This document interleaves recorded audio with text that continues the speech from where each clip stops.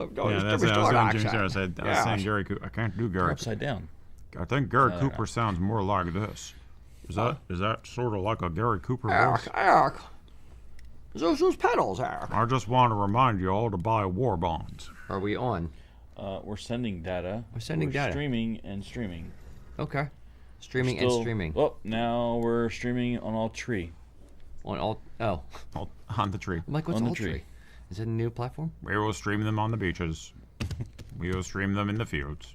We'll stream them on Christmas We will never broadcast. Christmas morning, Eric. All right. Oh, you want the moon, Barry? You want me to go up there and stream the moon back down to you? Gig says we're on. So Gig says we're on. Well, if Gig says we're on, we're on. All right, roll the intro.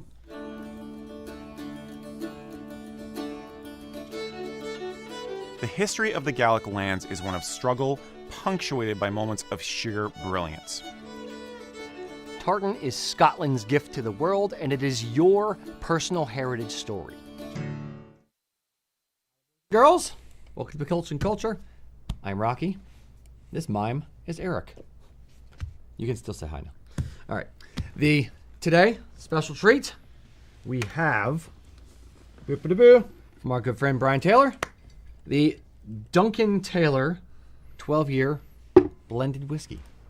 Blended Scotch whiskey. They apparently do other years too. Good go to up know. to like 24 or something like that. But 24 or something. All right. Mac, why don't you come over and collect and tell us the tartan that you're wearing today. then, Brian, we want to acknowledge that you're very droll and give us a Scotch that has your last name. Exactly. Well played, sir. Indeed, indeed. So what you got on today there, Mac? I got Wallace muted, or Wallace Hunting muted. Very nice. On today. Very pretty. That was a good one. All right. And Eric, what do you have on? I'm wearing Spark. Spark? I'm wearing Spark. Lovely tartan, lovely tartan. And I like it. I have on the Nordic Heritage tartan. Skull. I haven't worn it for a few days, so figure pop this one, or a few weeks, so pop this out of the closet. All right. All right, so, and you'll notice, this is weird product placement. We finally got a proper pipette, or pipette, I don't know how to say it, don't care, and a black one of these things. Ba-ching, ba-ching. Where's the light? Trying to make it There you reflect. go. Whoop. Up. Back towards me. I can't do it. Towards you now. Yeah, there you go. Bam, bam. Okay. Yes, one of those things. So if we have water, we need called to a drop flight in tray. There. Flight tray, yeah. it's a spaceship. So, all right. Yes, we have those on the website. They changed it from the wooden one to this one, so now we have to do this one. So Le pipette. yes, the tiny water dropper thingamajigger. All right, so Mac. Yes. Enough frivolity. What do we have for the tasting notes over now? Well, for our lovely Duncan Taylor 12-year-old blended Scotch whiskey, it is a style that is spicy and complex.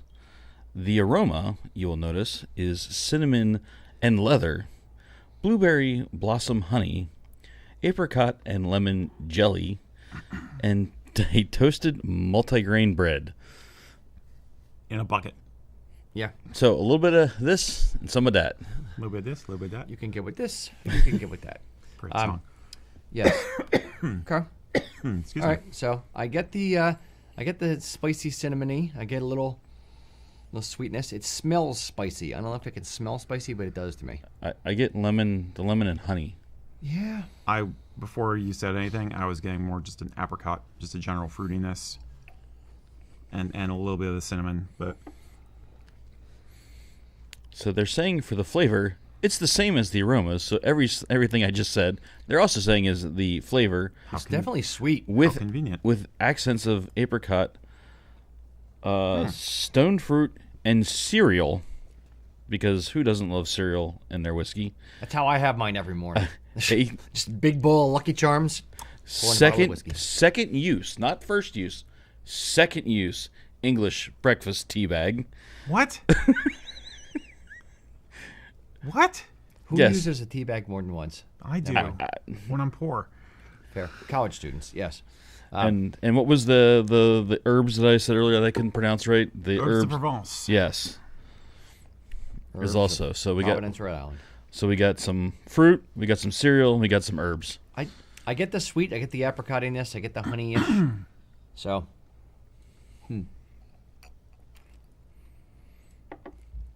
What do we got for finish, Mac? We have no finish. It just says the smoothness is normal. Normal smooth. Normal smoothness. Okay. This is my first time using a pipette. Is it pipette or pipette? Tell me in the comments. Is it pipe, like capital or like a long I, or is it pip, short I? So, boop. Eric? Pipette? Thanks, I don't. Okay. No, I've never used one of these before. I've not used it. Oh, sorry. I had to use my water too. I see how it is. Yes, because I decant my water into something nice. So, okay. Oh, yes. Yes, indeed. Quite. Getting all fancy with it. Mac. So, how are you feeling about the Duncan Taylor, the Brian Taylor's whiskey? It is very sweet. Mm-hmm. Yes. Score 1 to 10. What do you think?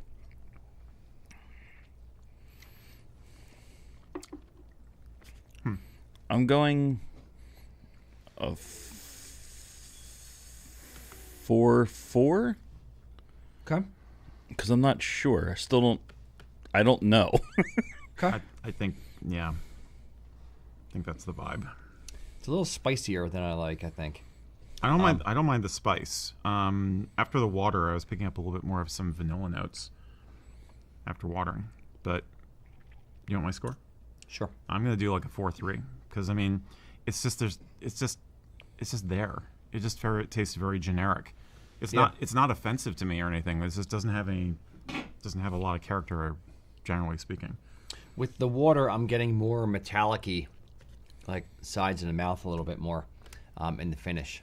So I'm going to go, I'm right in the same boat as you two. I'm going to say 4.6. I'm going to go 4.6 on it. So slightly below, but not horrible, but I wouldn't pick it. I'd say this wouldn't be a bad one if you're trying to. This is an intro scotch. If you're trying to have somebody over who's never had scotch before, this might be an okay candidate for that exercise. But this is kind of meh. For that, I would try to do something a little bit smoother and less peppery, maybe. It's not as smooth as they want us to believe. Indeed. Okay. So that's our score for the Duncan Taylor whiskey. All right.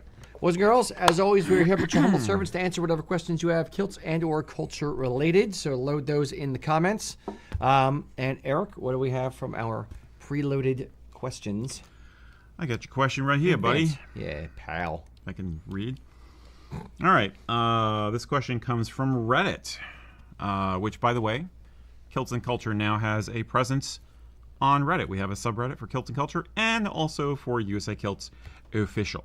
And we have fancy graphics, too. Yeah. Super cool.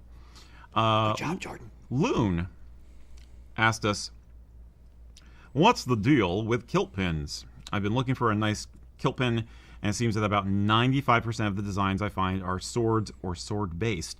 Is there a traditional or historical reason for this? Why are kilt pins always sword-shaped? Always sword-shaped. I would say is there a historical reason? Well, kind of, but not really. They kind of evolved over time. Some of the first kilt pins were, the story of the original kilt pin was Queen Victoria putting essentially like the oversized like safety pin or a diaper pin on on a blanket pin. Thank you. On somebody's kilt to keep it from flopping up when a guy was in formation. But there are historical. There's this pictorial evidence of, non-sword-shaped, non-blanket pin type pins or brooches on kilts. I'd say usually they're, let's say cap badge, like 2-inch. Similar in size to like a modern. Yeah, modern cap badge, 2-inch size or less. I know there's a photo of the king having a kilt pin halfway up his kilt. So back then, there were different shapes. It wasn't always sword-based. Did you discover anything on when the sword shape started to come into effect? I really get the impression that it's more of a 20th century thing. Another example or another style you see a lot in the 19th century to turn of the century period is things which are set with a lot of semi-precious stones.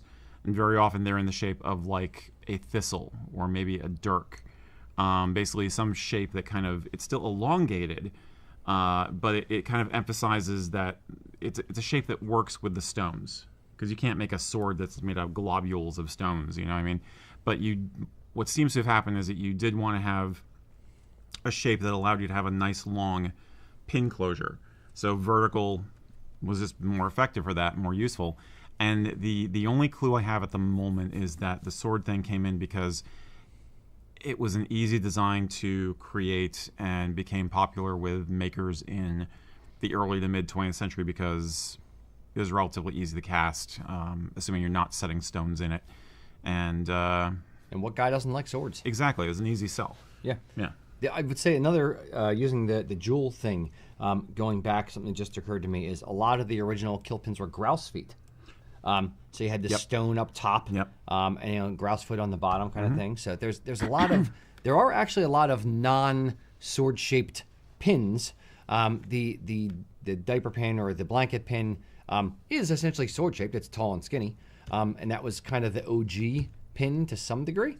But nowadays, I think it's kind of, if you think about it through time, I think it's kind of having a bit of an hourglass moment where originally kilt pins were round as well as sword shaped as well as grouse foot shaped because they were grouse feet, all kinds of different things, or just they're an embellishment on the lower front apron of the kilt. And then over, let's say, mid 1900s, they kind of like standardized for the most part on sword shaped, or a lot of the other stuff kind of went away. They mostly went to sword shaped. But now in the Renaissance, or the whatever, the you could say Renaissance. Yeah, Renaissance. I like Renaissance. Yeah. Sure. The Renaissance of kilts that we're kind of experiencing now from the mid 1990s through the 2020s, I'd say there's a lot more shapes other than just sword. Those are still bog standard popular shapes, but you're starting to see some people do their own brooches that mean something to them as their kilt pin. We've designed a bunch of pins that have the Fenrir kilt pin that we have a whole zoomorphic thing that we're trying to play around with. Spoilers. We have the guys from the Book of Kells. It's not swords; they're carrying the weapons, warrior guys. Yeah, warrior guys. So there's a lot of pins that aren't necessarily sword, but that is still probably the most popular. But as you get into nerd culture, so to speak, and guys want to add their own little flair, their own little embellishment in the jewelry that you put on the kilt, I'd say that's one place where it's kind of, in my estimation, a little bit more understandable, acceptable, if you will, to play around with it, because it's just a bit of bling for the front of your kilt. Yeah, I kind of want to blame the hire industry. I want to say that, like, when people started renting kilts for weddings, somebody thought, okay, you got to have a kilt pin. What can we do that we can have bajillions of them sitting in a bin back at the shop? And sword was easy. Yep. There's that too. When in doubt, blame the hire industry. That's fair. I know I do. Indeed. But that's that. I think basically, if you think most of what you're seeing is sword shaped, look a little harder. I mean, there are makers out there like ourselves who are doing a lot of different designs. I think you can find something that is much more meaningful, and you can also hunt for vintage ones and look for some of those inset stone designs I was talking about. Some of those are gorgeous. They're not cheap, but they are amazing. Yeah, especially when they're silver or precious metal. And they versus almost just always pure. are silver. Yeah. Cool. Hope that helps, Mr. Mack. All right, so we have Andrew asking, he says, "Greetings, I'm attending a gothic Halloween fancy dress party and want to go kilted. What character would suit a kilt without looking costumey or disrespecting the kilt?" Okay, so now we're getting into kilts for Halloween costumes. He's going to a costume party. It's a costume party. Halloween fancy dress party. Halloween fancy dress So he doesn't party. have to be a character per se then. He can just look cool. I would assume so, but he also asks what character would suit a kilt without looking costumey. So I think in this case he is trying to blend two together. What was the name again? Andrew. Andrew, I would like to volunteer myself as your personal shopper. DM me. I think I can help you out with this. I think it depends on whether is the party basically a gothy party like Dracula's Ball, like a dance party, or is it an actual regular Halloween party where people are dressing up as characters. Like, are you going to be there in your gothic finery with somebody dressed like a candy bar? It sounds like that's not the case, but I don't know. Where do you want to start with it? There's a lot of ways to talk about this. Yeah, it is a fine line in my estimation between when you incorporate a kilt into a different type of outfit, into a costume essentially. It's a fine line between incorporating your heritage into this other hobby or this other thing, or becoming a caricature. So the easy thing to say is, if you are trying to replicate or whatever a particular person. So using a non-Gothic example, if I was going to be a kilted wrestler, if I was going to be Rowdy Roddy Piper and wear the hot rod shirt and have on my red kilt and my my high go-go boots for to look like wrestler boots, then sure, that makes sense because I'm replicating a particular person. If I'm saying that I'm going to be Jamie Fraser from Outlander and wear French riding boots or whatever he's wearing, plus kilt, plus X, Y, and Z, and that is my costume, and I'm emulating a particular person, it's a little bit more acceptable in my mind, because you're not just hey, I'm generic Scotsman number 6, and I'm going to be wearing my kilt and this patch of fur cloth that I'm going to call a sporin, and wear my See Ya Jimmy hat and da da da da da. Yeah. So it's a balance. How do you do that with Gothic type stuff? Well, for a particular character? Here's the thing. I would separate it out. I would either go make a Gothic outfit that incorporates a kilt that just looks dead sexy. I mean, the bottom line with Gothic fashion is a dark romantic vibe. So don't worry about a character, just look incredibly elegant and sexy. Think vampire, but don't necessarily be a vampire. That's how I would play that. If you're going to do a character, if you have a great kilt, or I would be a little tempted to try doing something like Sawney Bean. I mean, that's kind of like the ultimate human Scottish monster from history. And so you get together a kind of a 18th century vibe outfit and make yourself look gaunt, and like you just finished eating people a leg, then I would go with Sawney Bean. That'd be my answer for that. Or a ghost. You can always be a ghost. There's lots of examples of Scottish ghost stories, and you can basically, almost every battlefield that ever happened in Scotland is haunted. So pick a battle, or be the Piper of Duntroon or something like that. But I would either do the style and not worry about a character, or do a character and make it legit Highland dress, but spookify your makeup a little bit. That's how I would play it. Yeah. You know what I mean? Well, there's 2 comments that say they should either go as Rocky or Erik or as me. So, I mean, there's those options. This as is well. a goth party, not a goofball party. Not a circus. I don't know. Take Rocky and turn him goth. Let's see what happens. I would love that. I mean, I've already done a goth photo shoot for the company, which we occasionally trot out when we have questions like this. Like, how can you make a kilt look good with that fashion style? So that's where I live, But Rocky dressed as anything other than Rocky could be funny, honestly. I've never worn makeup. I don't have any desire to wear eyeliner, and Rocky is a juggalo. We could go that direction too. Get my hatchet. Your Fago. Exactly. So I don't know how useful that answer was, but that's basically my answer: is lean into one, either lean into the aesthetic, or lean into a character, and don't worry about modern accessories if you do. Yeah, it's a fine line, and we are not the arbiters of truth necessarily. We are not the arbiters of what you're allowed to do or not allowed to do. We're here just to give our opinions. Whether you agree with us or don't, that's on you. But it's in my mind, it's the fine line thing. So everybody has to find their own line on what is acceptable to kind of mix cultures and mix things versus letting the thing be by itself. We posted a meme the other day of would you wear a kilt to Oktoberfest? And somebody kind of pushed back in the comments like, no, I wouldn't. It's disrespectful. I don't think it's necessarily disrespectful because there's ways to do it if you're wearing a German heritage or whatever. But like I'm going to a German festival tomorrow and I'm not wearing a kilt. I may wear lederhosen.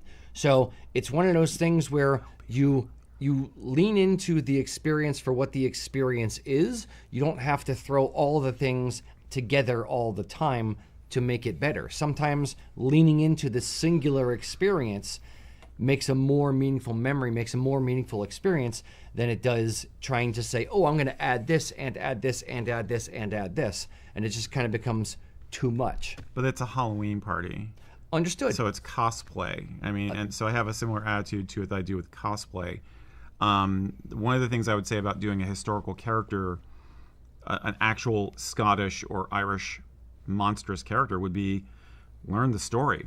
If you're going to go dressed as Sawney Bean, then learn the legend of Sawney Bean. So if somebody asks you who you are, you can tell them at length, yeah, he was this famous, possibly real, possibly legend cannibal chieftain who lived in the 18th century. No, wait, 17th century.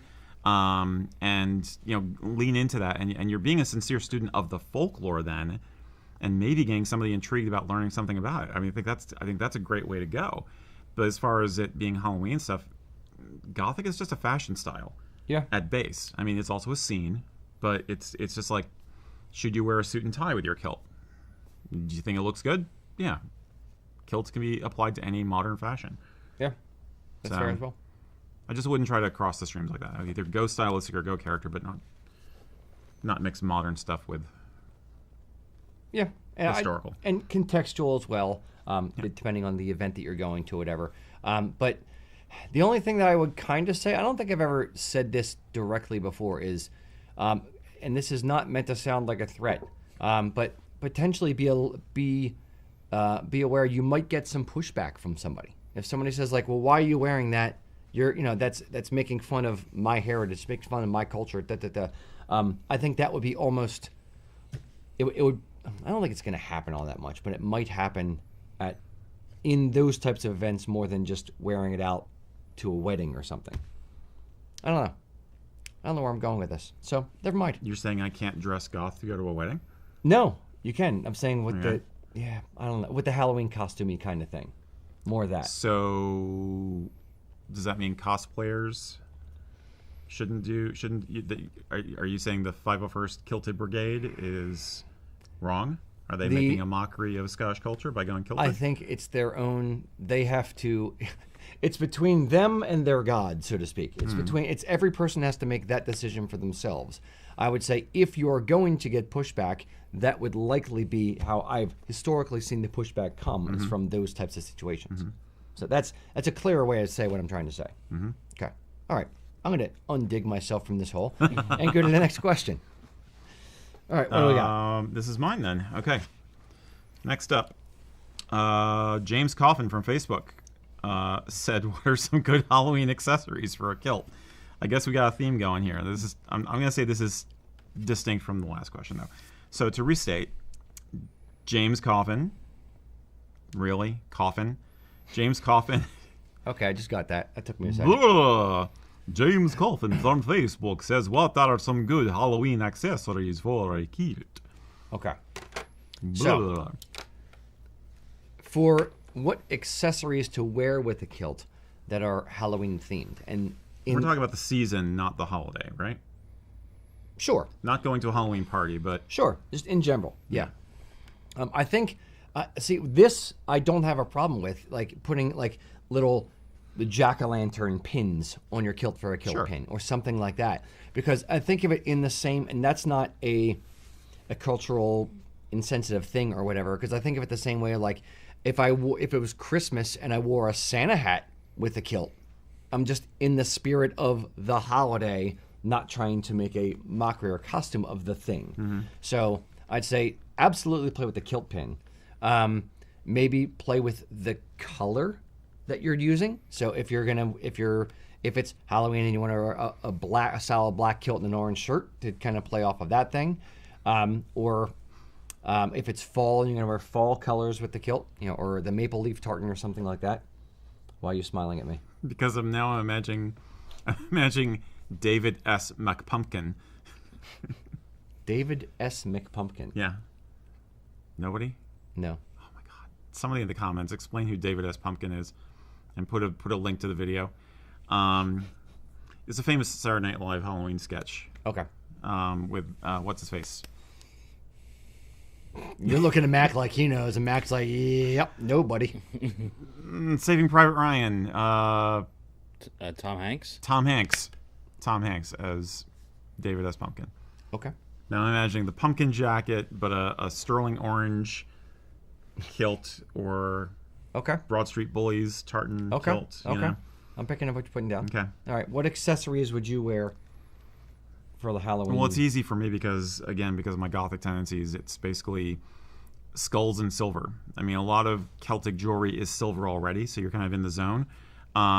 There are some really cool kilt pins out there that I've seen, which are based on 18th century tombstones, actually, and motifs. Excuse me, from 18th century Scotland, such as the King Death symbol.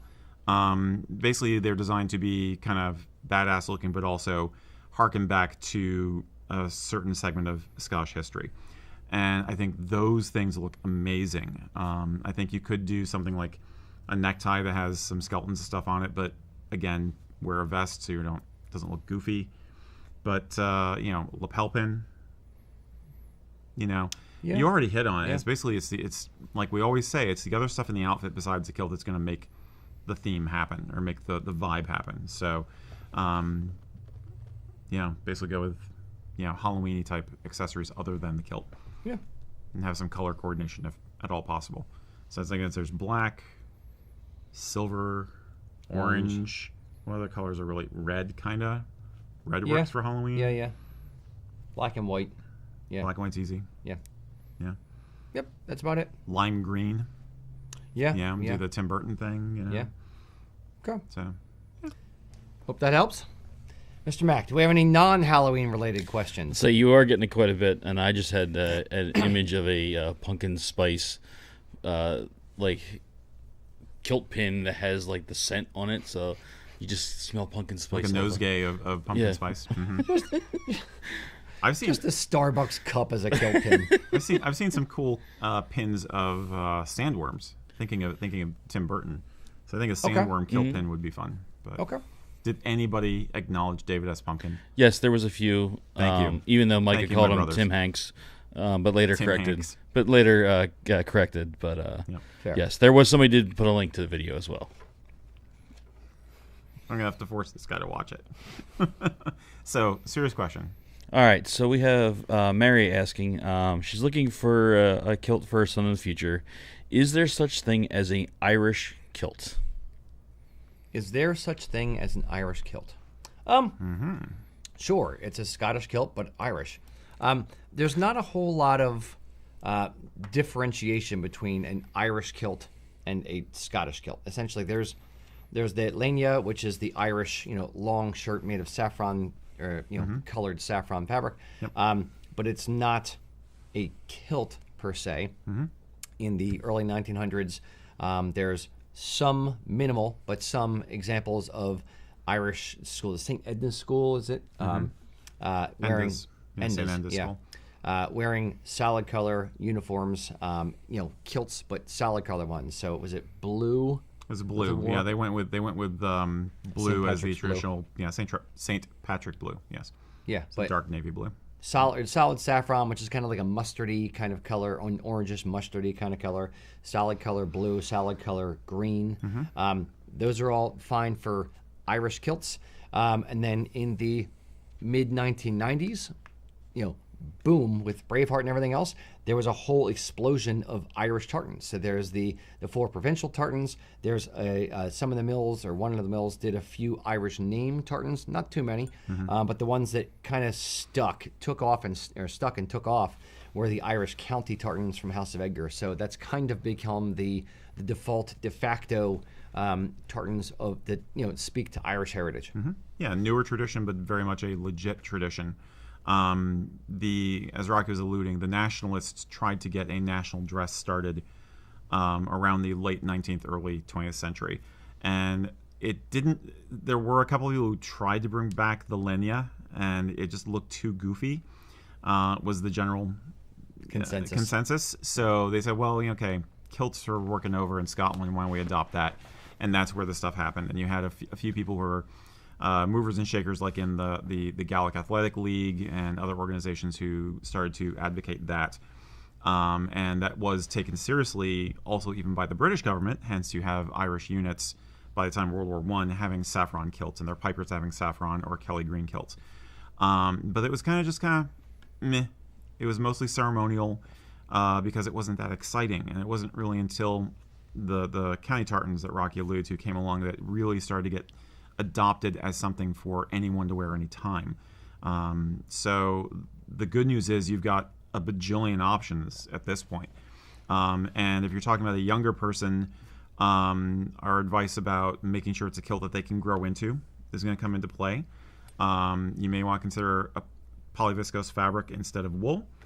You won't have quite as many options for Irish tartans that way, but they'll get use out of it for hopefully a long period of time, and that's kind of more important on a practical level.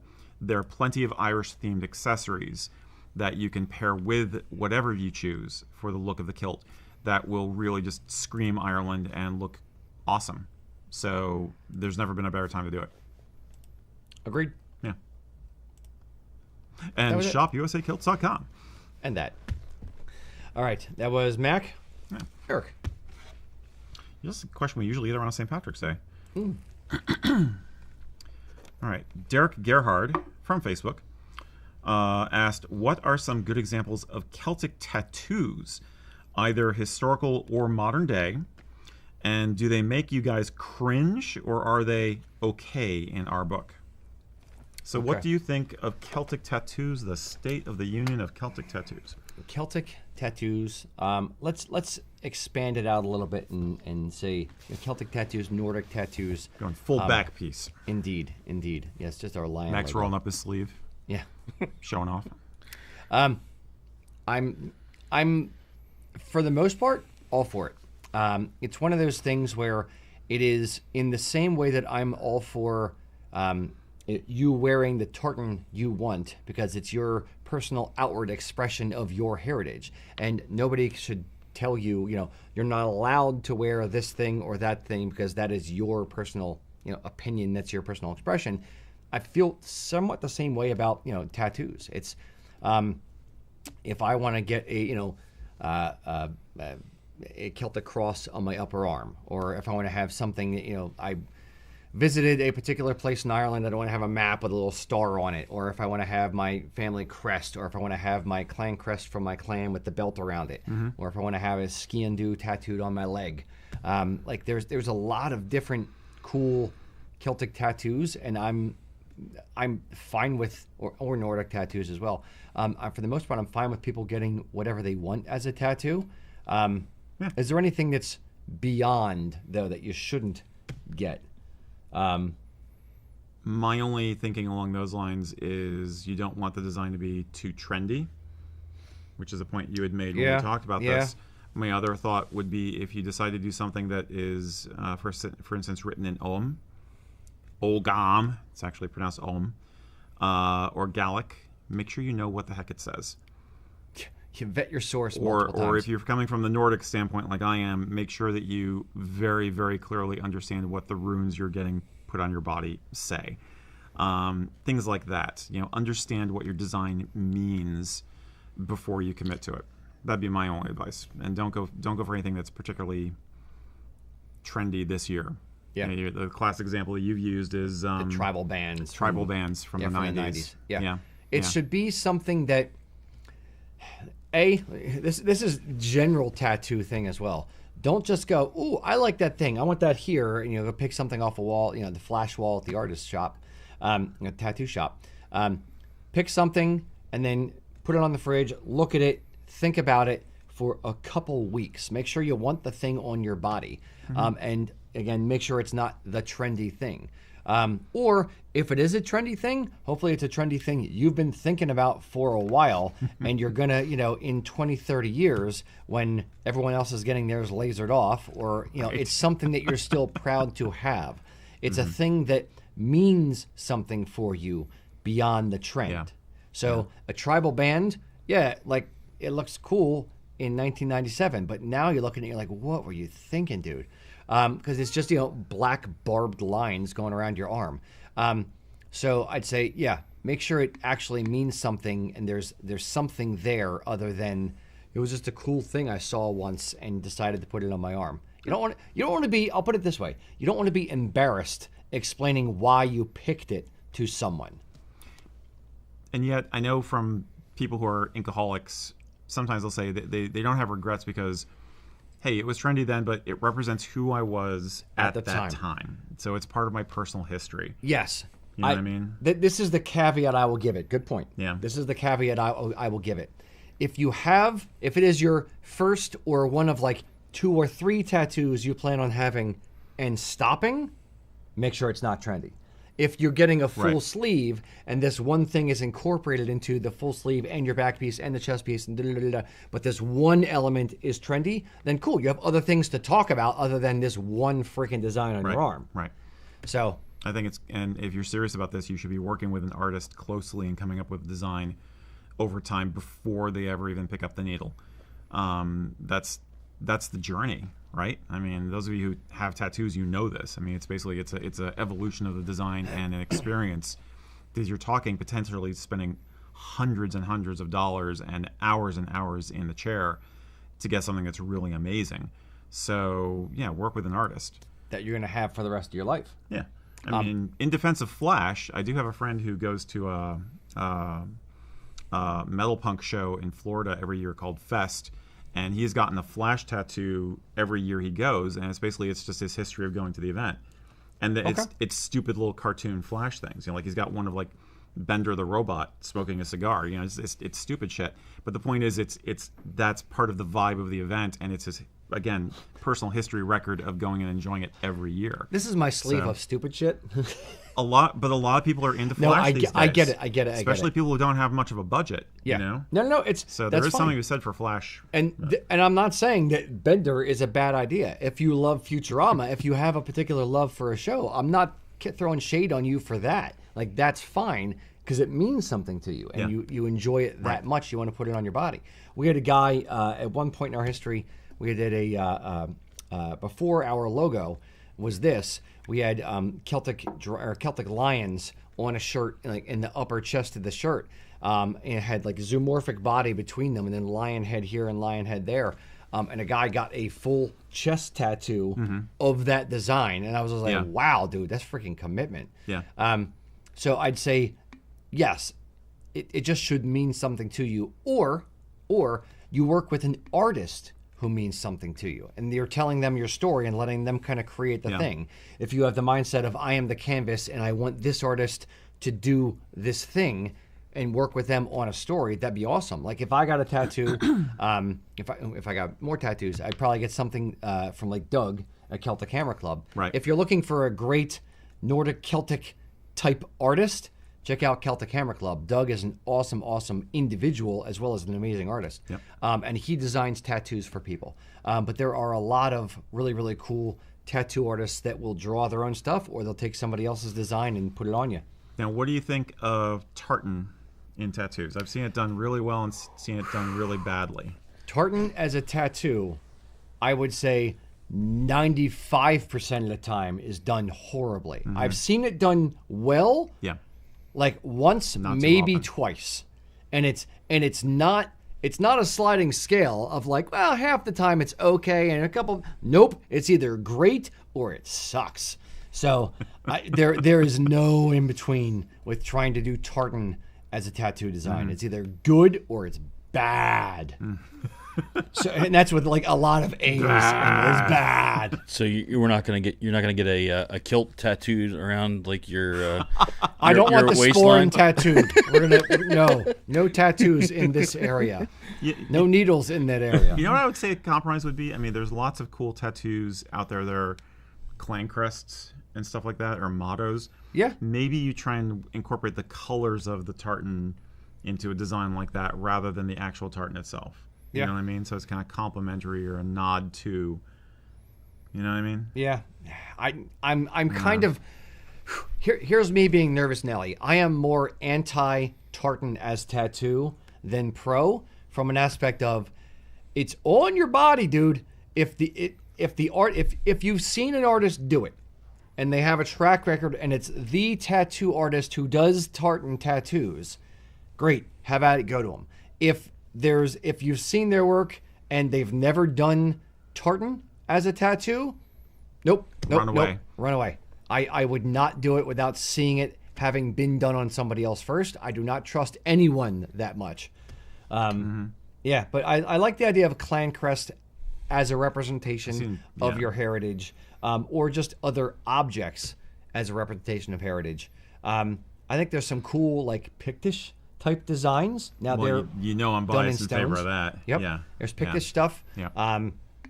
There's a lot of really cool Nordic stuff. I mean, the Book of Kells, in and of itself is beautiful, beautiful knotwork designs. But it is very much, again, of a particular time. I would almost say trendy to the 800s. If you look at, a lot of their designs, like the dragon or the lions that are in the Book of Kells, they look like Chinese New Year's dragons. So, like, our logo is inspired by Book of Kells type designs, but it's not a lion from the Book of Kells because it doesn't. That one animal just feels a little off to me. One animal. I know. Max over there nodding his head over there. Yep. So yeah, what other designs, Nordic or otherwise? Mac, you have tattoos. Let's all talk about tattoos. So what tattoo do you have, if any Celtic or not, and or what would you not get it? And or what would your next tattoo be? The one that I have is a Celtic cross. It's at the Tree of Life in it. It's one of the McHarp crosses we had downstairs. Okay. I took one of those, it also has the initials of one of your friends. It has the initials of friends who passed away, and it also has the Trinity on it as well. So there's a few reasons I particularly went for that one for that reason. Along those lines, the next one I do plan on getting, I'm looking more at like a PA Dutch one, like more of like a Disselfink, going that direction. But if I was going the other direction, going in more of a Celtic one, I definitely would go see our friend Doug. He's got some stuff. Doug, you owe us commissions, by the way. Yes, from the Pink Hammer Club. Pink Hammer Club. Every time I heard the business, I just think of that song for some reason.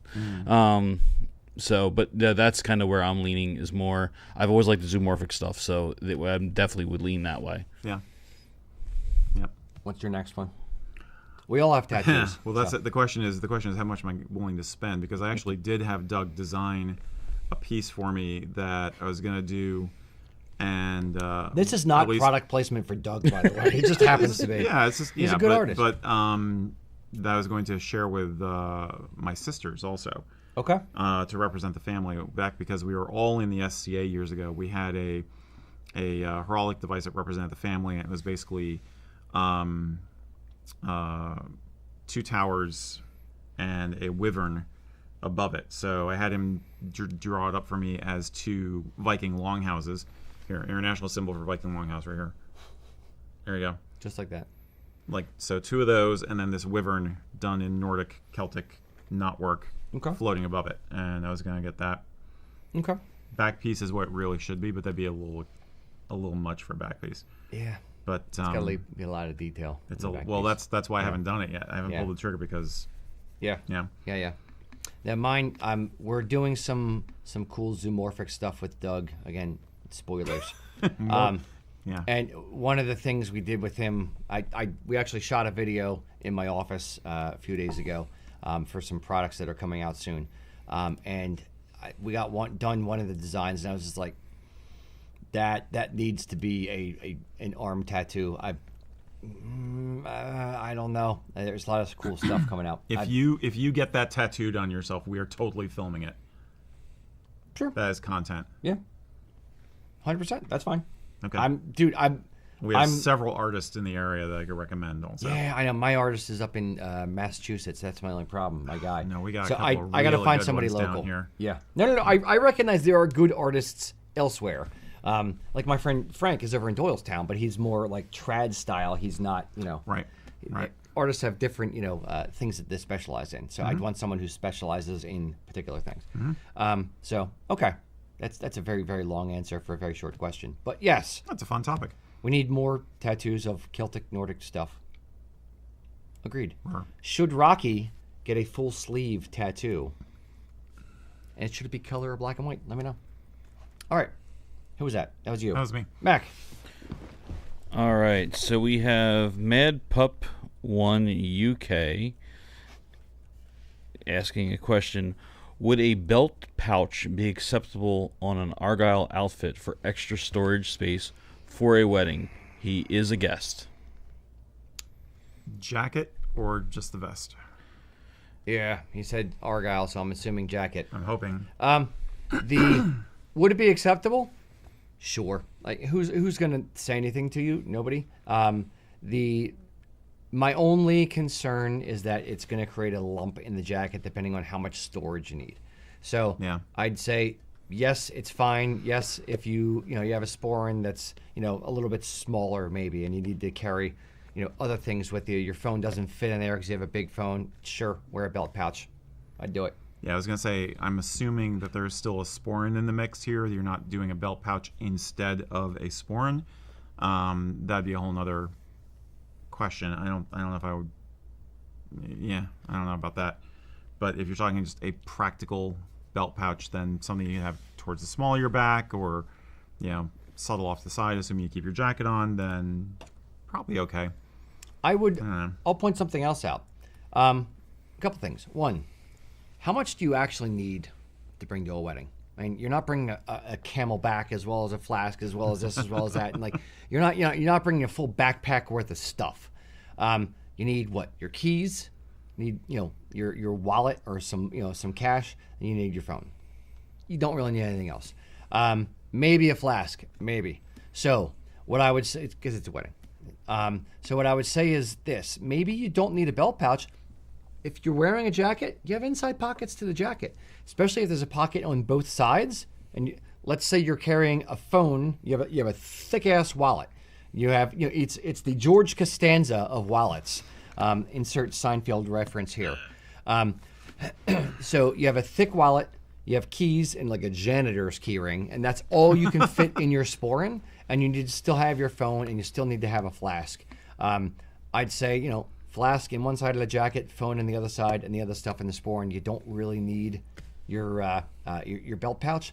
But I'm much more of a minimalist when I travel out. I have I have my car key separate from all my other keys, so I can, if I have to go somewhere, I just have a car key, and that's all I need to travel with. I have my credit cards on my phone, so I don't even have to carry a wallet if I don't want to. Right. And that's it, just key and phone. So I'm 100% minimalist minded. You minimalist? Pretty or much. No? I'm not as minimalist as I would like, but I also don't mind having an ancillary container for stuff that I keep in the car or in the coat room or something like that. I mean, I'm concerned that he's trying to suggest, or he's considering like using a belt pouch instead of a sporran. And while technically you do not have to wear a sporran with a kilt, most people think it looks kind of odd if you don't. I don't know how a belt pouch would be a good substitute for a sporran.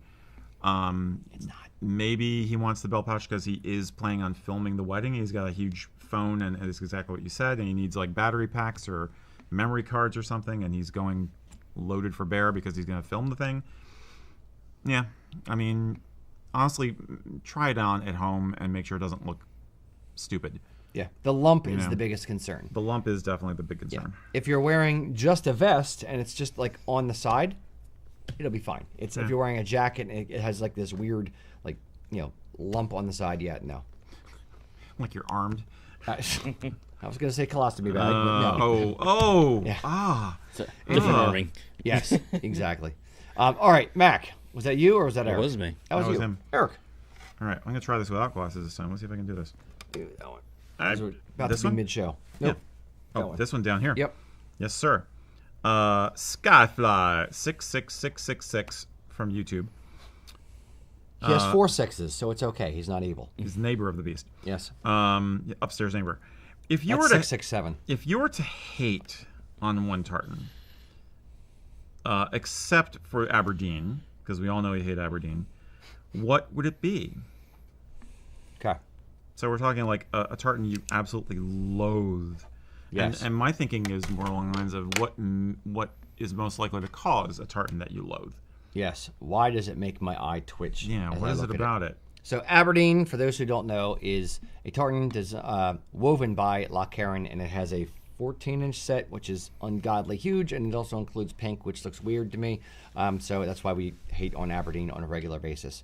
As kilt makers, Mac and I are just like, yeah, no, it's too big. It's a dog's dinner, as they say. Mm-hmm. So what tartans, and we'll bring Mac in for this as well. Mac, is there any particular tartans or anything individual that you hate, loathe as kilt maker? Or just as an individual. Or as individual, yes. Yeah. I mean, Ross used to be annoying Yeah. until I finally got that down. But I think the one that... It's a big set. Ross is an ABAC. Yeah. But I think the one that is, I'd say, hey, Vertigo, would be Burns. Oh, well, Shepherd's check. Shepherd's Burns. check, yeah. Yeah. Even the tartan? Okay. I'd argue Well, it isn't even a tartan. that's why I brought Burns into it. Burns is because it has a brown and little green stripe in there. So yes, it's not Shepherd's barely. check, which is just the Yeah. check test pattern. It puts a toe over the line. Yeah, yeah. Okay. Yeah, So that's you're a good- going that's hard to Burns top. check. Got it. I feel you on that. Eric. I'm going to steal your thunder a little bit. I know you guys don't like the shadow tartans much. The Mac does. He got married in one. No, mine was a solid black. It was solid black. yeah, mine was Yeah, solid Rocky. Oh, I thought it was shadow. My memory. And I didn't is make it either. going. Yeah, shadow tartans as kilt makers are difficult to see. By shadow tartans we mean like black on black. So it's a tartan that kind of appears in certain light as you reflect. So shadow tartans. A personal hated one that I personally hate is the one Commonwealth Games tartan, which the earlier one that's like yellow and pink and turquoise. Oh, the big. Okay. That one. Okay, you don't like that one. I don't That like one's the. my most hated. Yeah. I mean, a lot of the Commonwealth Games tartans are not good, but That that is bold- the worst one. The bold emerald green and royal blue one and yellow in it. Yeah, that one. Yeah. It's a different just Commonwealth obnoxious. Games. But yeah. Now, the Commonwealth Game tartans, for those who don't know, it's the Commonwealth Games are essentially the British Olympics for the countries that are in the Commonwealth. And they have a games every 4 years, and they the Scottish team usually has a design as a new tartan for every 4 years. Yeah. And they're usually not great. They're meant to be eye-catching, different, look at me, kind of weird or a twist. The most recent one I think was like, wasn't it like it wasn't asymmetrical. It was just they did the front aprons off center, and it was a really It's a huge massive design. set with a very large blank space and Yeah. just almost like racing stripe kind of effect. Yeah, I don't mind that one. I kind of like too that big. one. It's but too but big. it's different. yeah. They are trying to shoot for something, always trying to shoot for something very, very, very contemporary, because it is a special occasion for that 1 year. Blammo. I wouldn't even say contemporary. They're just going for different. Because I would say like I haven't said contemporary. I think like of the day. I don't know of any other huge, set sizes that people are making with like off-centered stripe on the apron today. They're trying to It's make just- an expression of modern art, modern artistic sensibilities, I will give you that. Yes. and just fun. I think that's the other thing is they're trying to make it look pizzazzy and sassy and fun They're- and jazz hands. I was and going to say a tartan with jazz hands. basically, yeah. Yeah. Yeah. So yes, no, none of that. I agree on the shadow tartans as well. For me, asymmetrical. I don't care what the design is. Nothing should ever be asymmetrical. Period. No. Stop. Like full stop. No. Don't let it happen ever. Okay. Whether it's the volcano tartan, whether it's Stuart Hunting, whether it's Buchanan, It doesn't matter what the tartan is. Nothing should ever be asymmetrical. I hate it. No, stop. Don't. It tweaks my brain, and I look at it and go, yeah, no, stop. As a kilt maker, you can't splice it together because one side of the bolt's different than the other. And even if they make both sides of the bolt different, then the center's different, and you can splice it, but then the twill lines go the opposite directions. There are 100 reasons why mills have tried to do asymmetrical tartans and get away with it, and it never looks good. Just stop trying. Don't do it. No more asymmetrical tartans. Okay. Mac, how do you feel about asymmetrical tartans? I think the other thing that I think with asymmetrical with that is, especially if you're doing a group, it's a group order, you're getting one side of the bolt is one direction, the other side's the other way. So if there's a dark line, you have a yellow, like a white line, or like a lighter color next to a darker to the right on this one, on the other kilt, it's going to be to the left. So if you're trying to make everybody match, Now, it's not necessarily going to work that way. Yeah. now they can do it on a single width loom Yes. so that they would all match, but what you can't get around is the center of the front apron. You're going to have something different to the right and left of the center of the front apron. So it's never going to be asymmetrical, which it should be. So whoever designed the first asymmetrical tartan, there was a special place in Hades for that person.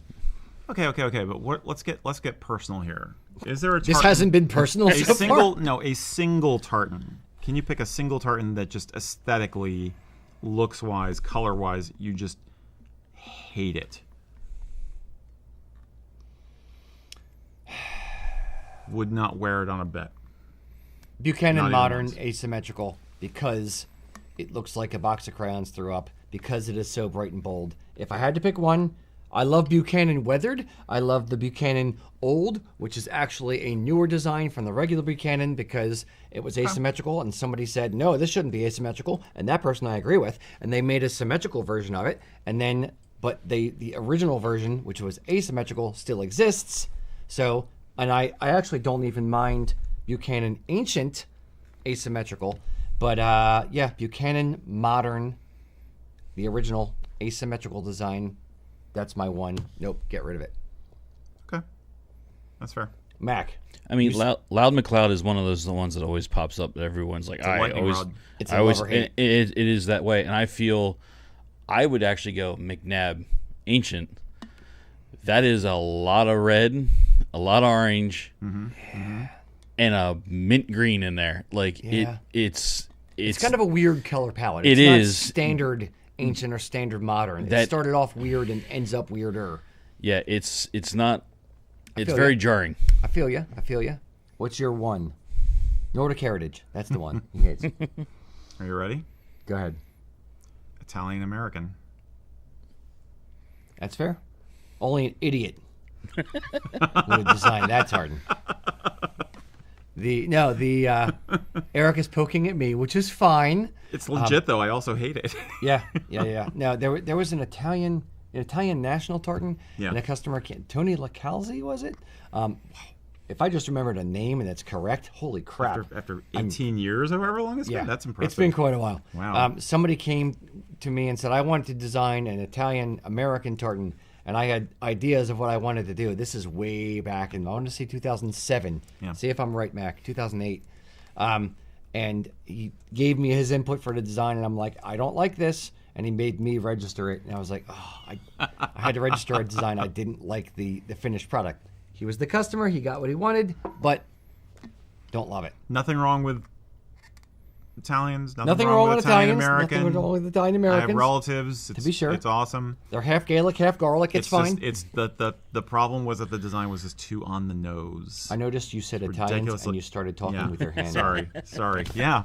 You know, there's a debate with my one friend who's like whether it's like open fingers or closed fingers. I think it's closed. Yeah. Mac, what did you find will out? fight you So on that what one. would you say his name? Tony. Tony Lacalzi? And Right? what was the year? I said 2007 or 8. It was the tartan was registered January 21st, 2010. Oh. Sorry. Okay. My memory only goes so far. I'm surprised I remember what I had for breakfast today. But you did get the name right. Look at me. It Look at me. exists. All right. So I'd be curious to see if somebody could design a handsome-looking Italian-American tartan. Well, they can't because it's already registered. No. Italian-American Just- number I 2. don't care about the registry. I don't care about any of that. Just Okay. I'd be interested to see a cool-looking Okay. Italian tartan. And I want to know, what is your hated tartan? That is the question of the day. Freaking Johnny on the spot Jordan over there. So, what is your least favorite tartan? Or go a different way with it. What's the most overrated tartan? If you said like Ooh. Isle of Skye, meh, don't really like it that much. I don't care how popular it is. I don't care for it. Let me know in the comments what's I the like most that. overrated or your most hated tartan. And we're going to circle back at the end of the show. Mac, get a few of them in there. Mac's thinking over there now. Different angle on this. We'll circle back. Mac Cool. has thoughts. All right, Mac, it is mid-show. Time for that beautiful bean footage. It is time for that beautiful, beautiful Kilt Ambassador footage.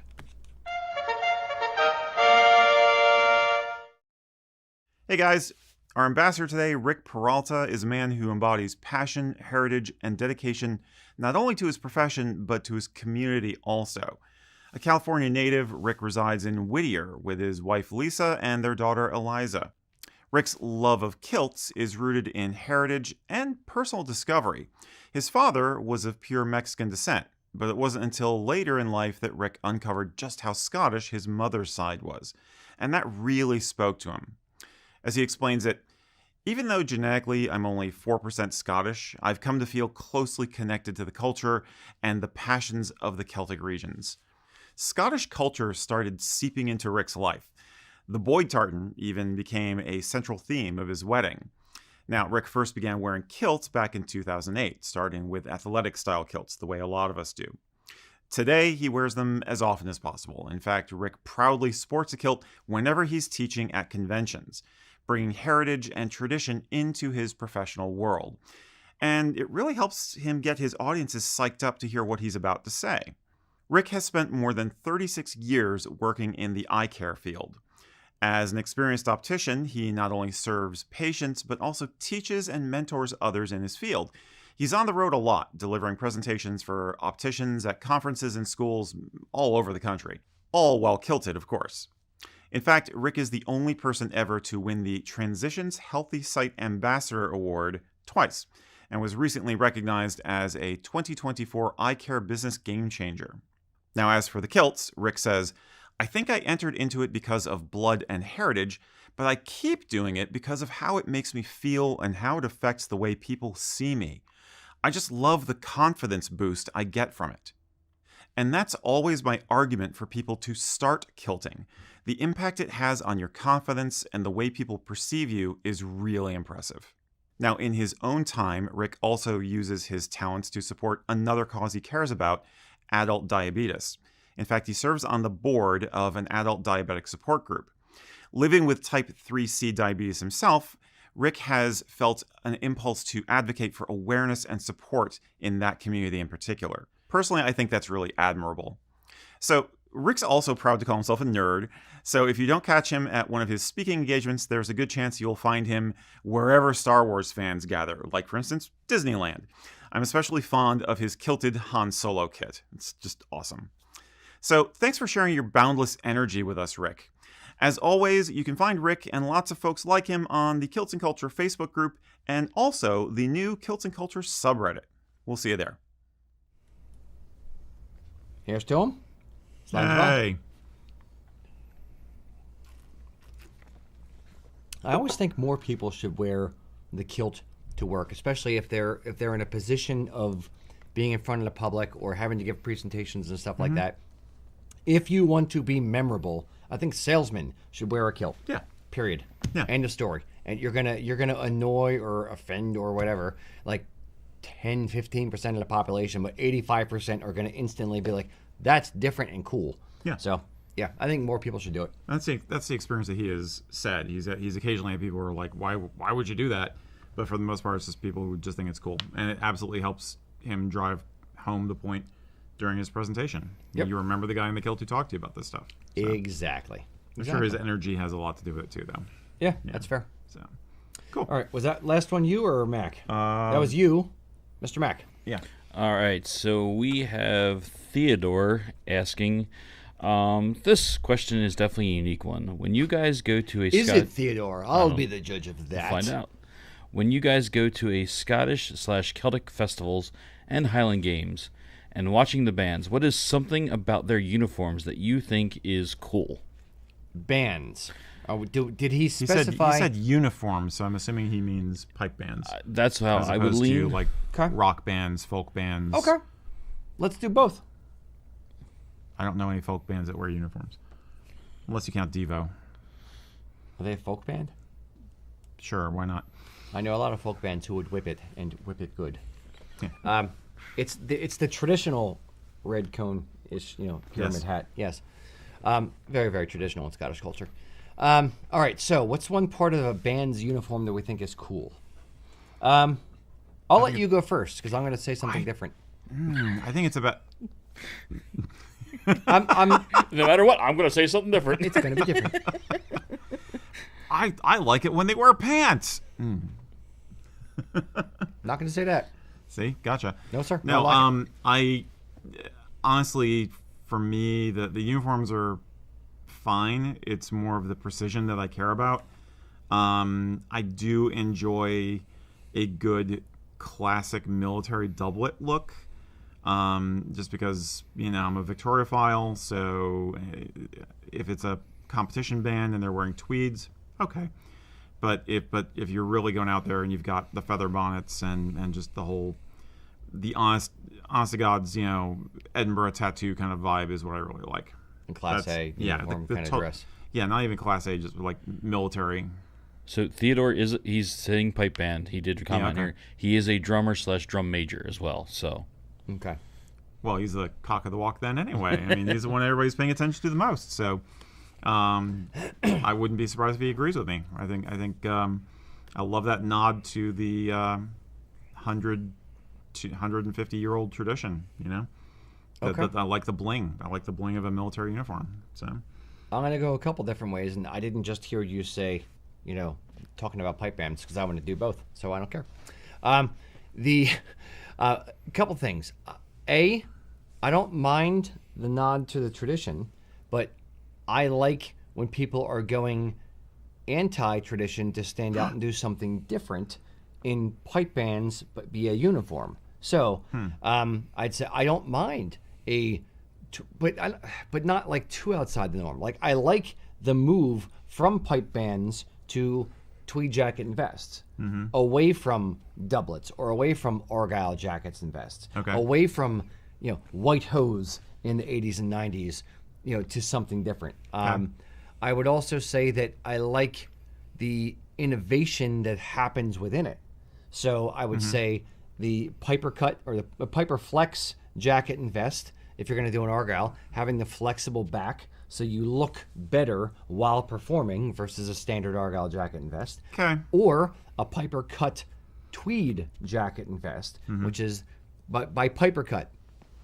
Essentially what I'm referring to is on a normal, argyle jacket and vest or tweed jacket and vest, the arm sleeve or the arm side is sewn down a little bit further. On a Piper cut, it's actually a smaller armhole. So when you lift your arm to get over the pipe bag, or lift the arm to get over the pipe bag, it's a little, you have more movement in the arm.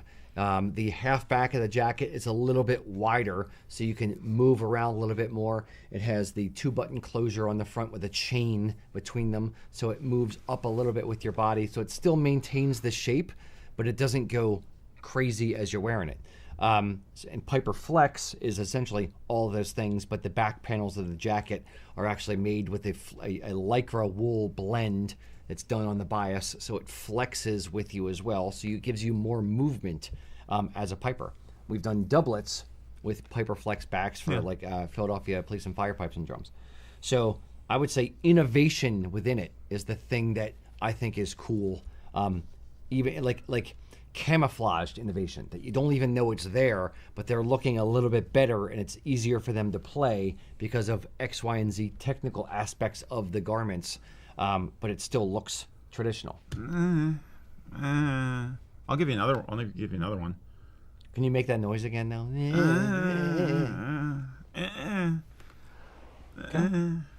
I would love to see a band kitted out in foreign service helmets. Go with the pith helmet and the khakis. That would be cool.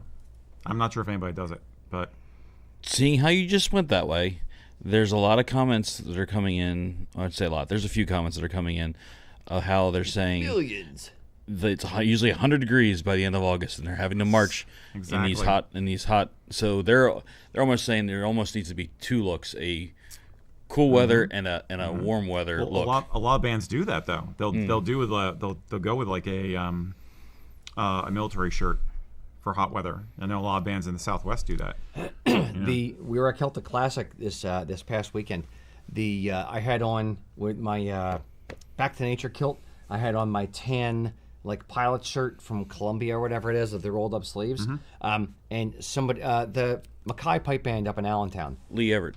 Yeah, his wife came over and said, "I love that shirt. You should tell Lee to get that for the band." And I was just like, I never thought about that. It's like a performance fabric shirt, so it's like it breathes in the summer to like wicks sweat away from you. I'm like, that actually is brilliant for a band to do something like that. I've never heard. Maybe they do. We just don't sell those shirts. Yeah, I'm surprised you don't see more of it around here. But like I said, I've seen photos of bands from like the Southwest that do the. It's a desert thing, you know. Khaki is the way to go. But, you know. Interesting. Mac, do you have any things that you like to see on the bands or don't like to see on the band? See, I'm almost leaning. I lean more towards where Eric's at, the more traditional style. You want to see the Piper's Blades and the big drum mace or the big. Yeah, but I don't want to make the Piper's Blades though. That's fair. That's fair. Let's separate your personal life from your professional life. Yeah. If someone else was making it, then it would be all about that'd be great. What I would really like to see is true fitting spats. That is what I would really like to see. Yes. Is spats that actually fit properly. I agree. Okay. I agree. I'm gonna throw a curveball. How about a band in trews? I think it's been done. I know it's been done. Yeah. Would we like to see it or not? I wouldn't mind. But I'm also I've really enjoyed some of the uniforms that bands from other parts of the Commonwealth have done. Like there are some pipe bands from like from Arabic countries, India, from Southeast Asia, or Pakistan, from India, whatever, where they've combined different elements, and occasionally there's some traditional Scottish influence stuff because of the heritage of the band, and the fact that it's a bagpipe band, with elements from their native culture, and they look amazing. And sometimes they're using trousers or trews or something instead of a kilt also, and it's just like it's the bling is fantastic. I mean, you're on parade. Look like you're on parade, you know. This is about inspiring people. All right, left turn. Not asking the question. I'm going to ask it anyway. So, of the Celtic Rocky style bands that are on stage, is there anything particular that like, ooh, this one band does this one thing, or that guy has a cool look, or whatever, that you would like to see more of? I don't think there's enough well-fitting kilts.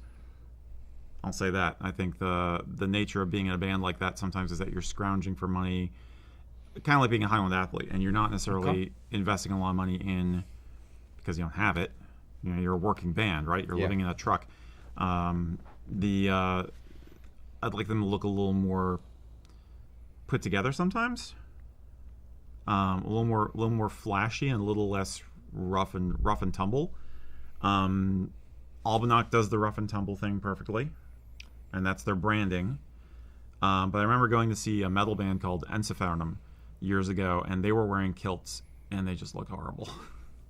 They're just like, yes, we're all mighty warriors in our kilts, and we're standing with our kilt up on the amplifier, and we're like, and just I'm all as a kilt person, I was like, oh, dude, you don't look as good as you think you do. So I think that's the. Yeah, I agree with you. There was a band, and I'm not naming them on purpose, that we all went to see at Sellersville Theater, and I love the band. I remember that. But they all had on like, for the most part, the singer didn't, but the most of the band had on like Pakistani cheap kilts, and this is a touring international band that tours, international, oddly enough. And I was just like, I wish they had better kilts. Not even like super expensive. They just looked a bit better. But this particular band is very much in the punk rock part of the spectrum. So... Understood, but I still want to see like better quality kilts, just punk rocked. So, yeah. Well, of course, I'd like to see somebody do the gothic vibe. I mean, if you're gonna do Rammstein in kilts. Rammstein, well, they're just freaking insane. They just do all kinds of weird costumes. But I'm thinking more something like a folk metal band or more of a gothy band, but do a kilted look, but with the black and the silver and the more romantic vibe to it. I think that would be cool. Okay. Indeed. Yeah. So that's our take on bands and kilts and stuff. So, cheers. Bring out the foreign service helmets. That's what I say. No. Why not? Flat caps for everyone. No. Balderdash. Poppycock. Poppycock, I say. Foreign service helmet is actually a pretty fascinating invention. It's a very effective piece of a kit, actually. Doesn't get the love it deserves. Anyway, Colton Cunningham from Facebook said this. He said, I will be presenting at a company culture event called Teach Us Tuesday, where we have the opportunity to present a short 15-minute presentation on any topic we find interesting. I, of course, chose tartan. Because of the short time frame, which topics about tartan should I cover? I plan to use USA Kilts Tartan Designer as a homework piece for my attendees to play with after the event. So basically, he's going to be doing a quick TED Talk on tartan. Okay. But how do you encapsulate that or pick out one thing about tartan to make it interesting? Exciting. So, yeah, I think for me, it would be 15-minute time limit in front of your peers at the company. I'm assuming 98% of them know nothing about tartan, and the 2% that know something maybe recognize Royal Stewart. So I would give a very light touch, brief history of tartan, evolution over time. So I would start with Glen Affric, touch on district tartans, touch on maybe the King's Visit in 1822. I would touch on how it became a clan symbol and what it is today. Yeah. Maybe give 2 minutes to Glen Affric. I'd break it down into like 4 minutes or so per section. Yeah, and kind of what it means, and like a wrap up of 1 minute at the end of what it means now today, or what it started out as. That would be my go-to, I think. Do you have any thoughts? Plastic. No, wait, that was the guard joint. Pretty much the same, honestly, because I'm a history nerd. So I'd want to try and explain how it came together as the national dress and as an art form, a fully developed art form in and of itself.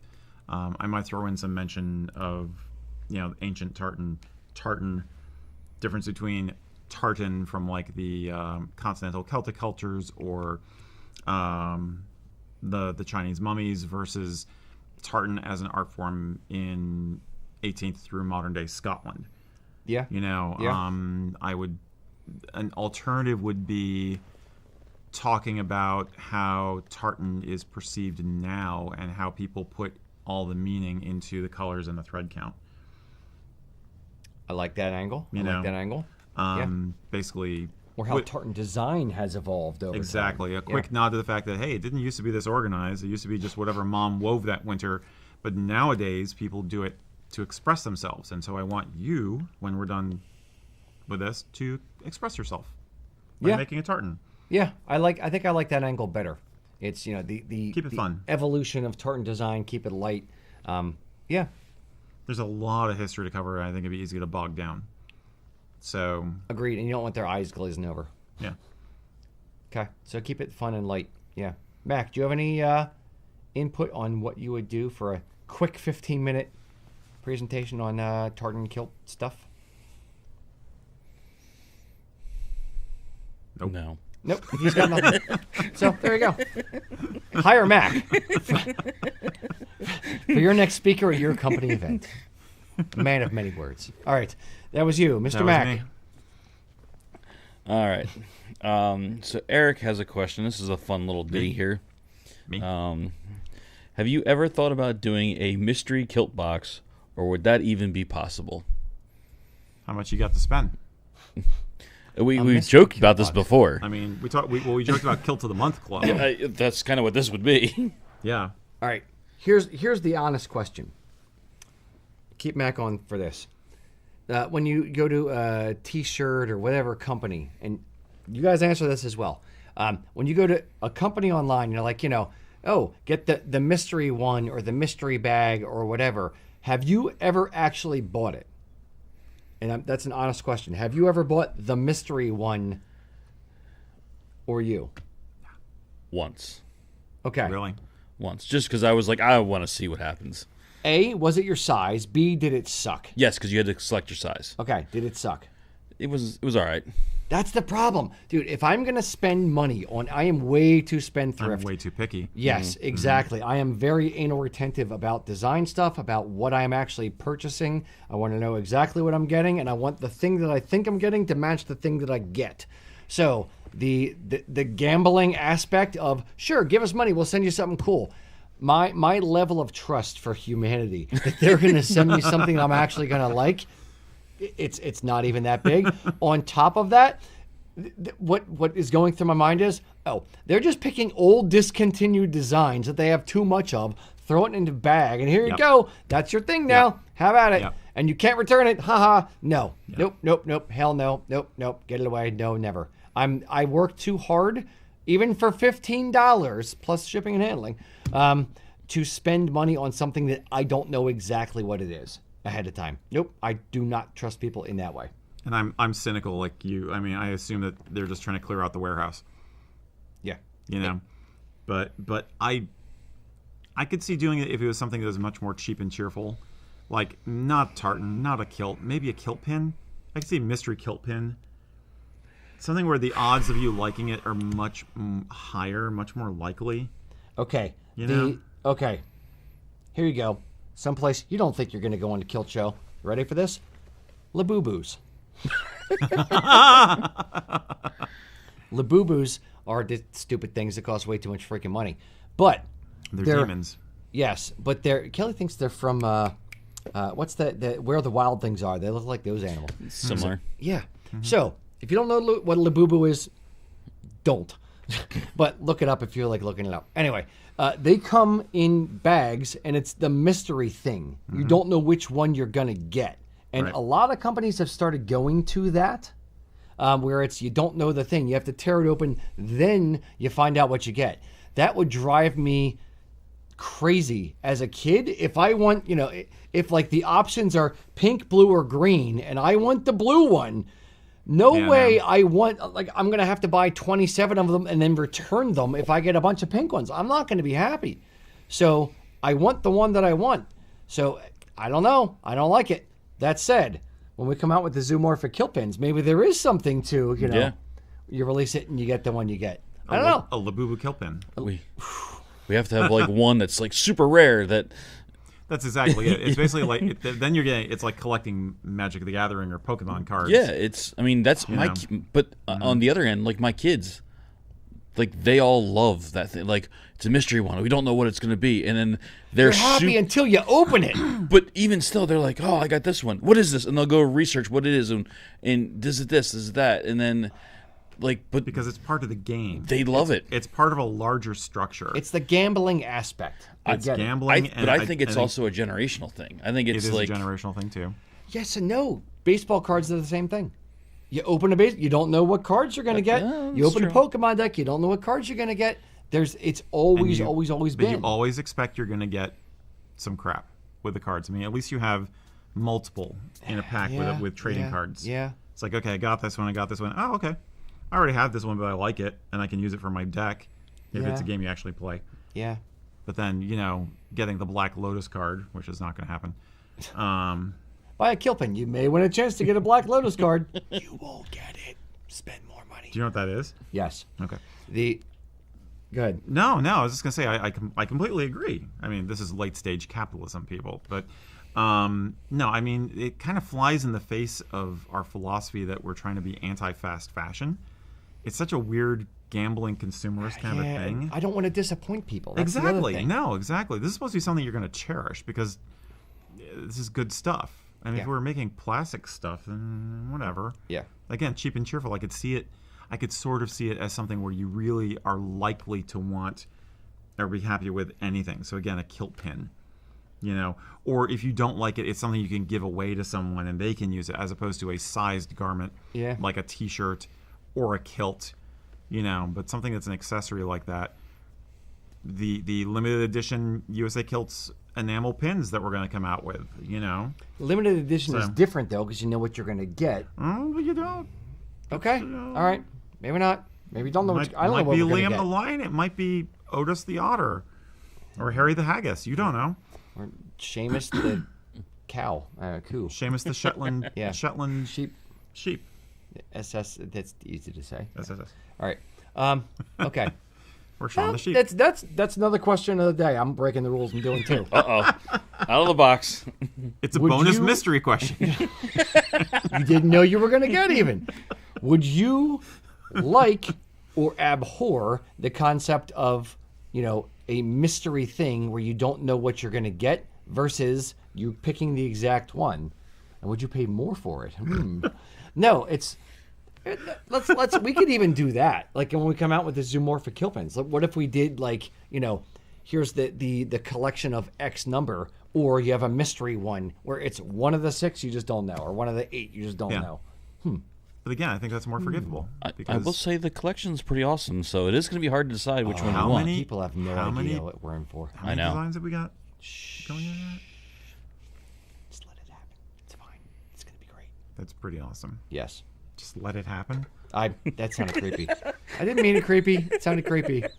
Lay back and think of Scotland. No, the kill pins are gonna be great. Wait till you see these things. Oh, I am way too excited about these freaking designs. I really am. He's very excited about these designs. The one Peter Mill over in the UK is going to hate me for the amount of pressure I'm about to put on them to get these things done in time for Christmas. It's going to be freaking spectacular. I Ho love ho it. ho! Makes a Yes. great stocking stuffer. A mystery stocking stuffer. You're gonna need a lot of stockings. Indeed. I think it's my turn now. Sure. It's Is it? somebody's turn. Yeah.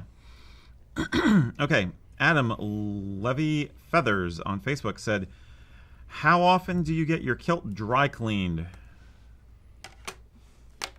How often should you clean your kilt? If it is standing up on its own, it should be cleaned. If it is covered in salt stains, it should be cleaned.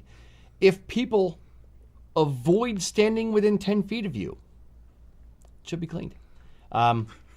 It should not smell. It should not have an odor of its own. It should, a musk, if you will. Personally, and we'll bring Mac back in for this as well. How often do you clean your kilt? And or what are your tips to avoid cleaning said kilt? Mac, how many wearings of a kilt do you have before you clean it? When was the last time that I remembered wearing it? This is more the question. There's that too.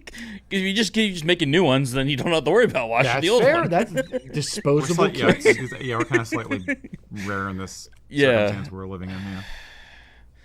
It definitely, if I spill something on it, if something gets spilled on it, definitely Okay. goes right away. And especially if it's we're in summer and it's warm, I'm doing it probably after every time. But otherwise, maybe once a month, maybe once. But again, I'm rotating through. I'm not you. How many wearings before you typically launder / get it cleaned? Maybe 2.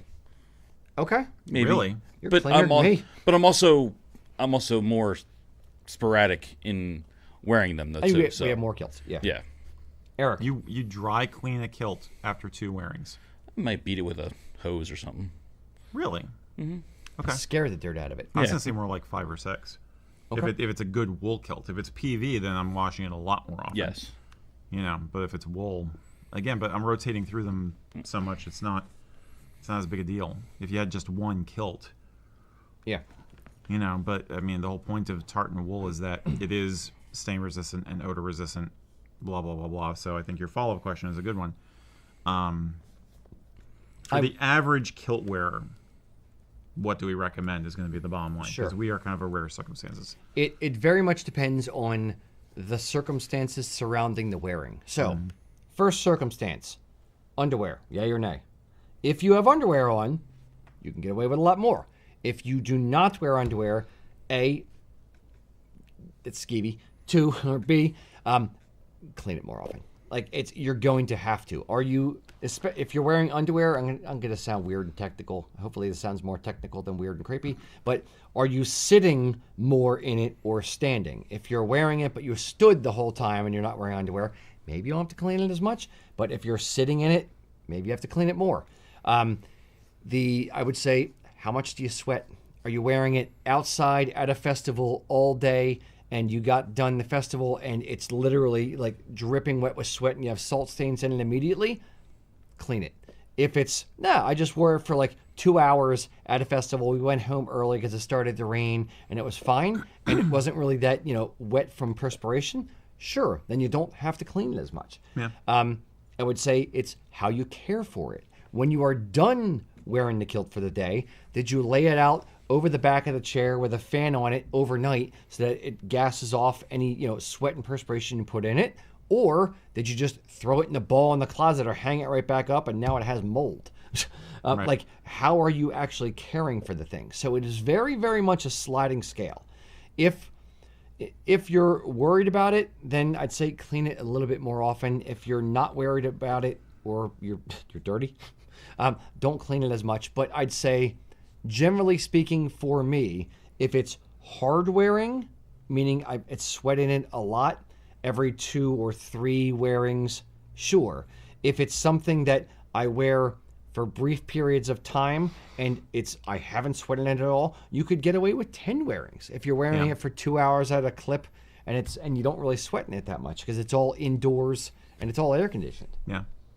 I mean, that was my thinking about it is a little skewed because wearing it in an air-conditioned building during work hours has been the norm for me for years. So it's not the same wear and tear as, say, being in a band or, wearing it out in the field or whatever. I would absolutely say spot clean between wearings. Oh, absolutely. So That's to different. Mac's point, if you spill something on it, spot clean it.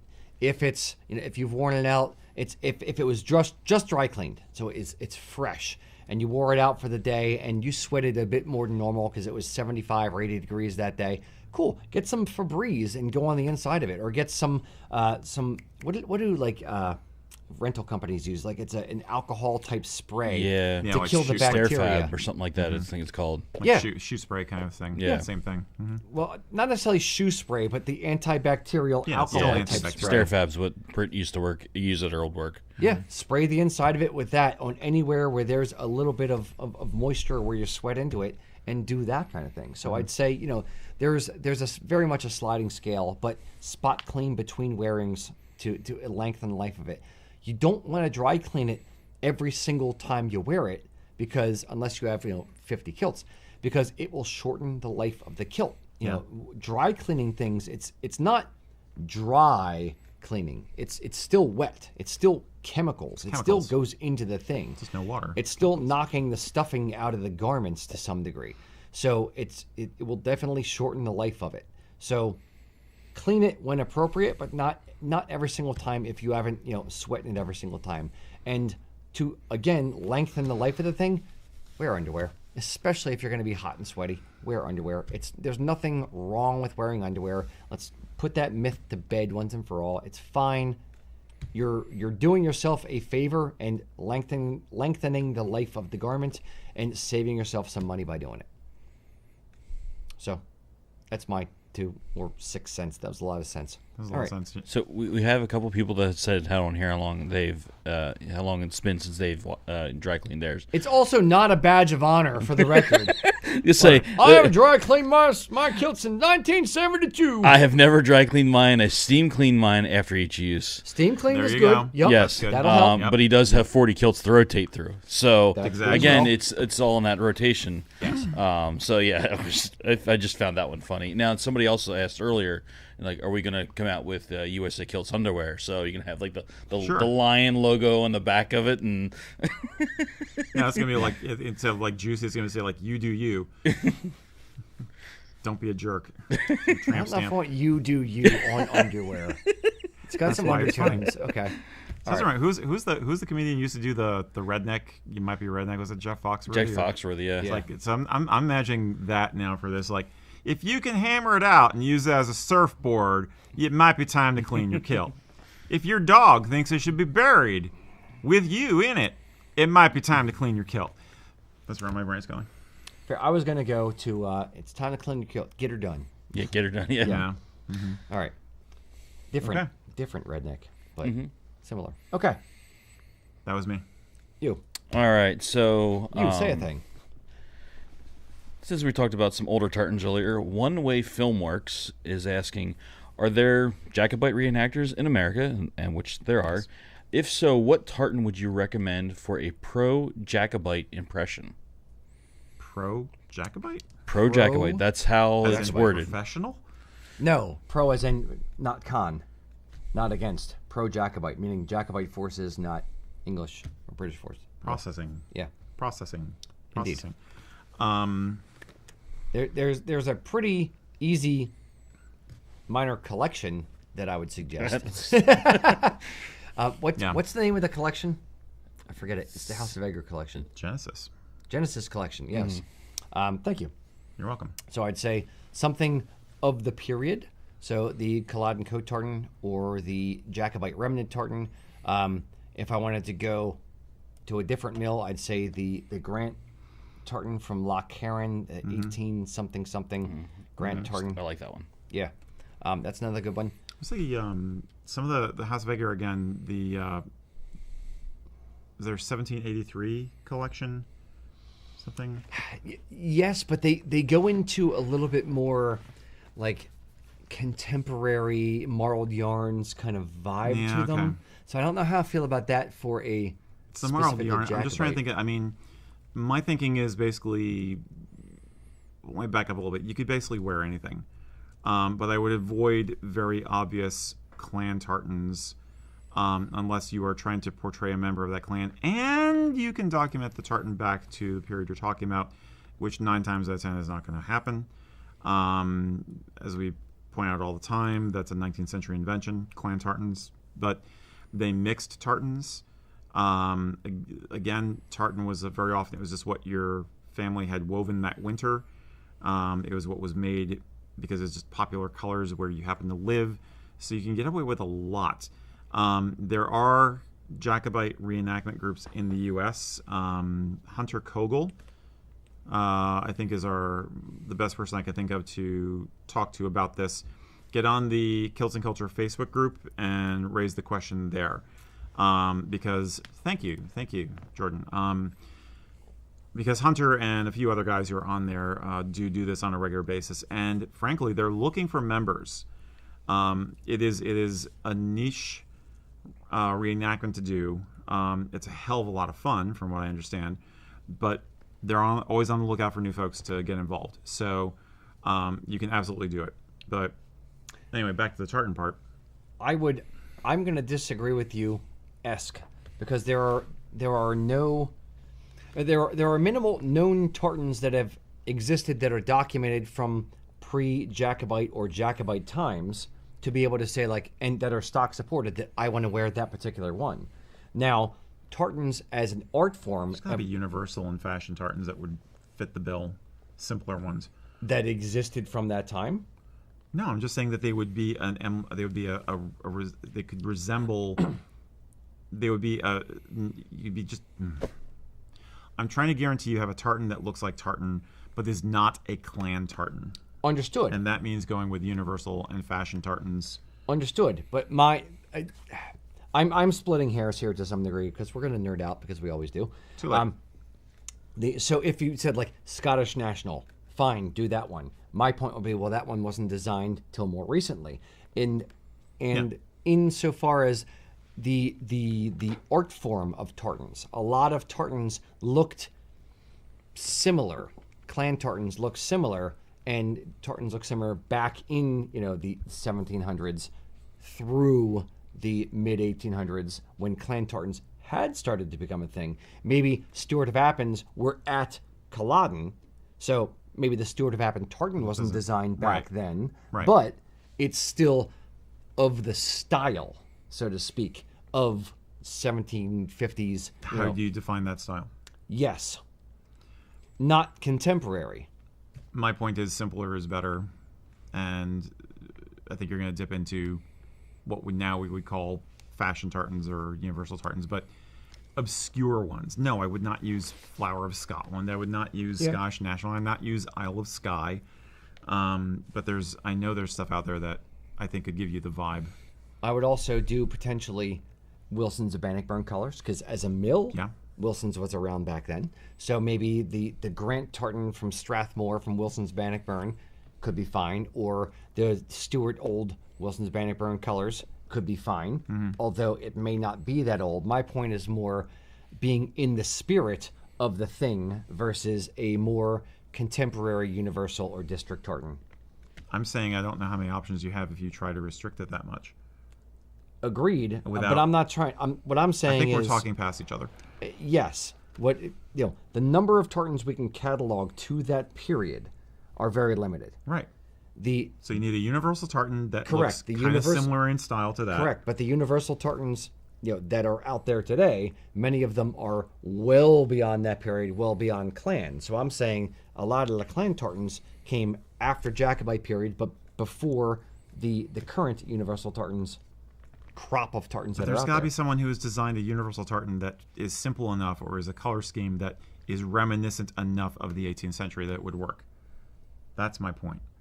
Sure, but am I making any sense? You are. I think we're just disagreeing. I was kind of gonna go a little bit. I think kind of your direction, but like the tartan. I see whose side you're picking here, Mac. The tartan that was for Braveheart. The with good old tartan. Mel. But the burlap sack that is the Braveheart tartan. So I was thinking something more on the lines of that, where it's kind of a universal. It's not really necessarily. And maybe that's where I don't know if we're connecting in that, where that's kind of where I was thinking you were going, where it may not be an exact thing that was there, but could it be close enough to something along the lines? I think it has to be something simpler, and not gradated colors or any of that kind of stuff. But it has to be. But yeah, I think you need to aim for something that is. Look at extant examples of how many colors there were, what the relative sizes of different stripes were, and he's like, okay, I'm getting the feel for it, and then find a universal / fashion tartan that you like that is close to that. I would be more than that. You'd have to ask somebody who's actually involved in the hobby, in my opinion. Now, he did not ask for historical, very, very much accurate. He just said pro-Jacobite. So that's where I'm coming from, as an angle of, okay, I know that Stewart of Appin was, one of the clans that was there. So even though the Stewart of Appin tartan is post-Culloden, I would still say, if I'm going to do it and I have ready access to it, it's still one of the ones that I would potentially consider. And if I'm a Stewart of Appin, it would mean something more to me to get more usage out of than I thought he was trying to put together. I thought he was trying to put together an outfit for doing reenacting, as opposed to a modern outfit that was honoring the Jacobites. Maybe I misunderstood the question. It just says, what tartan would you recommend for a pro-Jacobite impression? So which lead me to believe that he's trying to put together. The bottom line is almost any, because it was not standardized back then. The only tartan you can say was actually pro-Hanoverian would have been Blackwatch.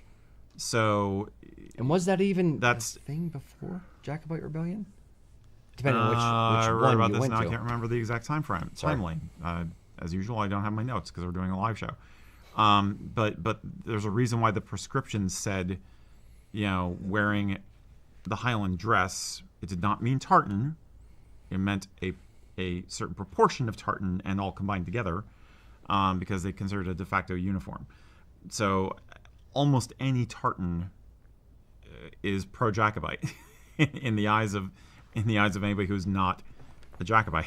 So I don't know. I don't feel like I'm getting my point across very well here.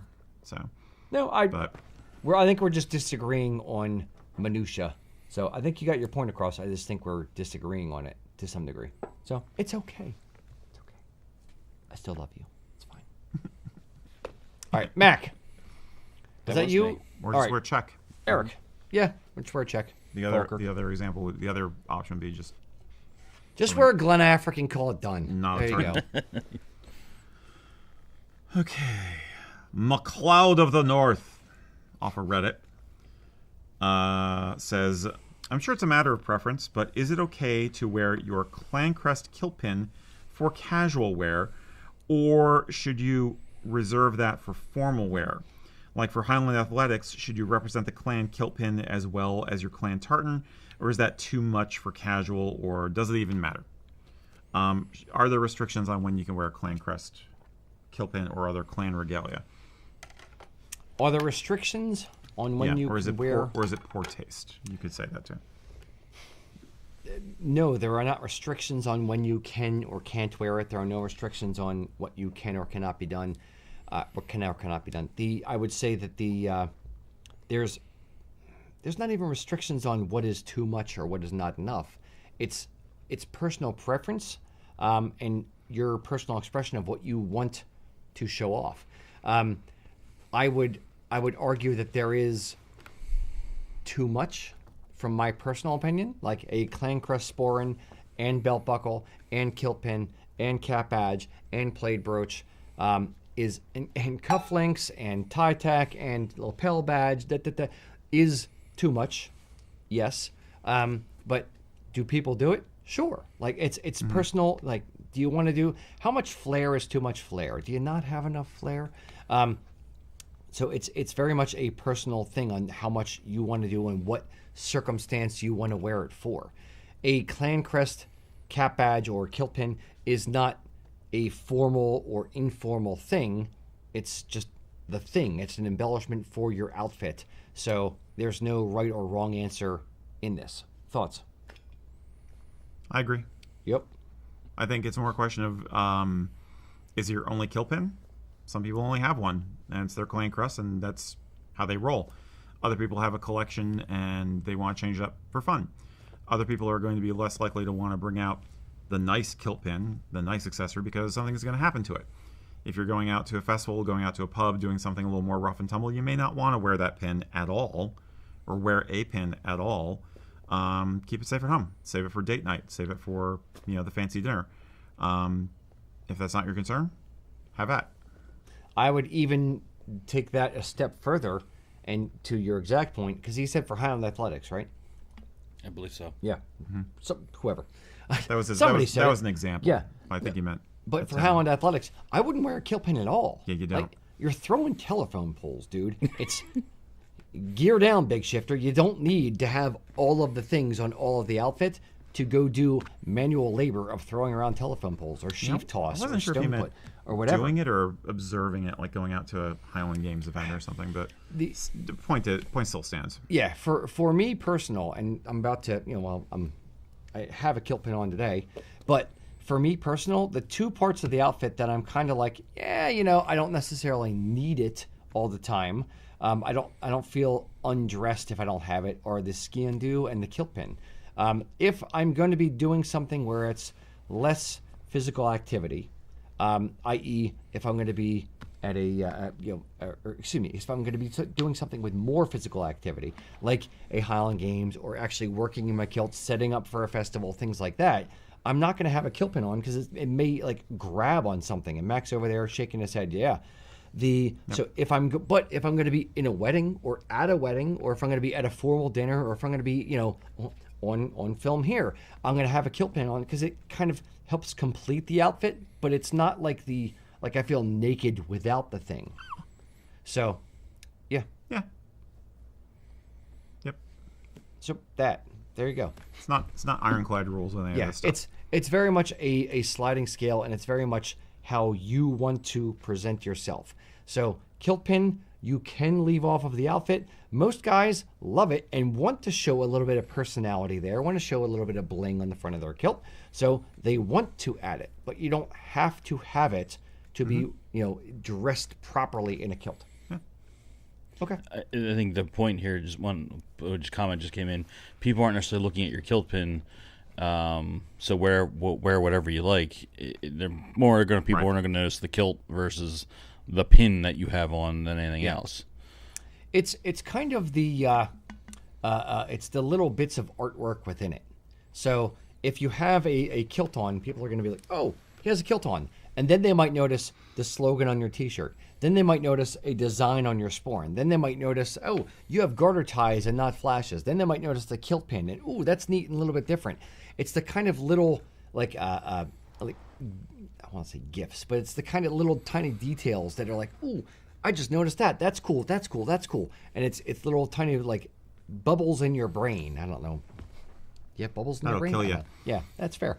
But it's That's the kind called of an aneurysm. it's the little it's the little things that keep your outfit interesting, but you don't have to have them. A lot of times for myself, simpler is better. If I'm in jeans and a t-shirt, most of the time, if I'm in jeans and a t-shirt, it's blue jeans and black shirt. I'm the Mark Zuckerberg or whatever, the plainest, boringest no. out. I'm not Mark Zuckerberg. I'm not that guy. But it's a plain, simple, boring outfit because I don't care. But I'm a simpler design aspect. But when I want to have little tiny bits of art and interest in the thing, I'll go all out. So. Yeah, I mean, honestly, a clan kilt pin is the least likely to get attention because it's kind of hard to see what it is. Yeah, that's if fair. If you're at an event where you're with other people who are representing their clans, like a St. Andrew's dinner, that's great. But a lot of people are not even going to recognize what it is. I think kilt pins that get attention are usually things that are more idiosyncratic or just a beautiful piece or artistic pop culture. You know, like if you got the Mandalorian mythosaur head as a kilt pin, that's going to be the, oh man, I love that, because it's a very bold in your face design. So as a conversation starter, I think that's how that goes. But yeah, I've ruined some kilt aprons and some kilt pins based just like vacuuming the shop here. The cord would get caught on the pin and just drove me nuts. So yep, art versus practicality, it's always a toss-up. Yep, 100%. Cool. All right, Mr. Mac. Okay, so this one's from Mr. David Barr from Facebook. The David Barr? Yes. The one and only. Can I get his autograph? He's actually here. He's got that mustache and everything now. Whew. He's saying, if you were going to get your very first premier 8-yard kilt, which tartan would you pick and why? And he specifically noted the first he one. He said his first not one. the only one. Yes. I feel like we've seen that question before, maybe submitted in a Facebook group somewhere Yeah. or a Reddit group. If only there was a link or a lower third graphic. Oh my God, it's right there. Yes. Go join us over on Reddit and or in our Facebook group down there. Yep. So all those graphics. Those are so cool. Yep, we'll bring Mac in for this. If only we had people to do that years ago. Mac, we'll bring in you for this one as well. First kilt. If you were to travel back in time, it doesn't have to be the one you actually picked. But what would your new first kilt be? So my first actual 8-yard kilt. Okay. 8-yard kilt was my solid black that I wore for my wedding. Okay. Other than that, it was the Sword of Appin, which was my 5-yarder that Kelly made. But I think if I was going to go back and pick my very first 8-yarder out, I would probably do another Sword of Appin. I'd want to keep it, do kind of what I did in a way, and just do a family one first, and then go, I like those colors. That color's pretty. That one's neat, and go that way. Yeah. Yeah, pretty much. Erik. Unfortunately, I'm going to sound like a clone of Mac because my very first ever 8-yard was actually black shadow tartan because I just, wanted to be all badass and dark and edgelordy and stuff, and I didn't know any better yet. But then if I were going to choose it now, it would be a Stuart tartan because of my family. My family is Stuart. And I would probably do either Stuart Old Colors or Stuart Black. Okay. So I'm going to take a slightly different angle please do. on the clone Don't say of your Stuart. answers. Don't say Stuart. No, I would pick the thing that means the most. So, I would not just pick meh.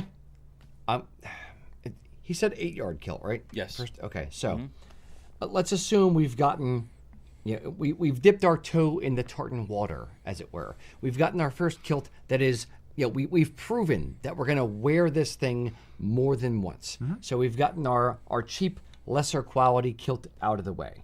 And now we want to pick the first one that's really going to speak to our soul. I would pick one that speaks to my soul. I would pick the thing that means the most to me. So let's assume budget is out the window.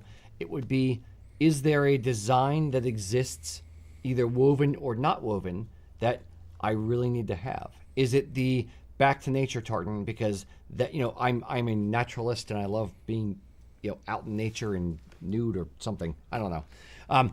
Is it the thing that I have to have a particular thing that speaks to my soul? Is it the family connection? Is it an environmental connection? Is it a fashion tartan connection? Is it a color connection? Is it a team connection? Because I'm the mascot for the Philadelphia Flyers. Like, what is the thing that you need? What's the itch you need to scratch? And start there, and then say, okay, fine. Or is it a personal tartan that you've designed for yourself for your wedding? Is it the culmination of your wife's clan tartan and your clan tartan that you designed together? Like, what is the thing that means the most? And then go that way. So for me, what would that thing be? It could be a clan tartan. That's probably the most common itch that people need to scratch. Or for me, it would probably be one that I designed. So would I design a Rager tartan, because none exists? Would I design the America 250 collection and pick one of those, the one that speaks to me most individually? Or would it be something else? I would say just essentially follow your own personal North Star of the thing that you need to have and go that direction for your first 8-yard kilt. And then, time allowing, add on to it, do the different things, but save that one for the special occasion thing. Yeah. I think that was kind of what Mac and I were thinking also. Yes. Which is why I would go with my clan tartan. Yeah. I went outside of clan because not everyone has a clan tartan. So I went out of clan, but I would say do the thing that speaks to your soul the most. So, okay. All right, Mac. Now let's travel back in time to around 3:55 when I asked the question of the day. Which question were you going with? I'm going for, well, let's start with one. What's your least favorite and or most overrated tartan and why? And I didn't just read that on the screen. So the ones that came in that I picked up on pretty quick were Macmillan. Okay. Buchanan. Again, another asymmetrical tartan, like where that guy's head's at. Buchanan was also on the list. County Derry and County Leitrim were also mentioned. I like Leitrim. Get out of here with Leitrim is a great freaking county tartan. You are wrong. No. County Derry, yes. Dublin, another, like mint green. Yeah, that Dublin's the one I dislike. Yeah. They said both those tartans remind them of traffic lights. That's why they picked those two. Fair. I like traffic lights. Loud McLeod was mentioned multiple times. That's another love it or hate it one. Yeah, I get it. The two that I thought of immediately when you said overrated, which were mentioned multiple times, Royal Stuart and Blackwatch. The most famous tartans in the world. So yeah. I don't know if Blackwatch is famous. I don't know. I don't feel that it's overrated. Royal Stuart, yes. Blackwatch, it can go with so many things, and it's so classic. I don't think it's overrated. I think it's properly rated. Okay. Everything's Blackwatch. Everything is Blackwatch. Everything is Blackwatch. Yes, indeed. Yeah. All right. What was my other question of the day? The mystery box. Yes. I am actually curious about this. There was a lot more no's than yeses. A lot of people were in your same ballpark where they do not want to gamble. Yeah, there's not a gamble, but there was a few that were like, see what happens. See what happens. Okay. So now, is it returnable? No. Well, there's your answer. Okay. Erik says no. All right, boys and girls, thank you for joining us. Again, we love you all. Until next time, Slanjava.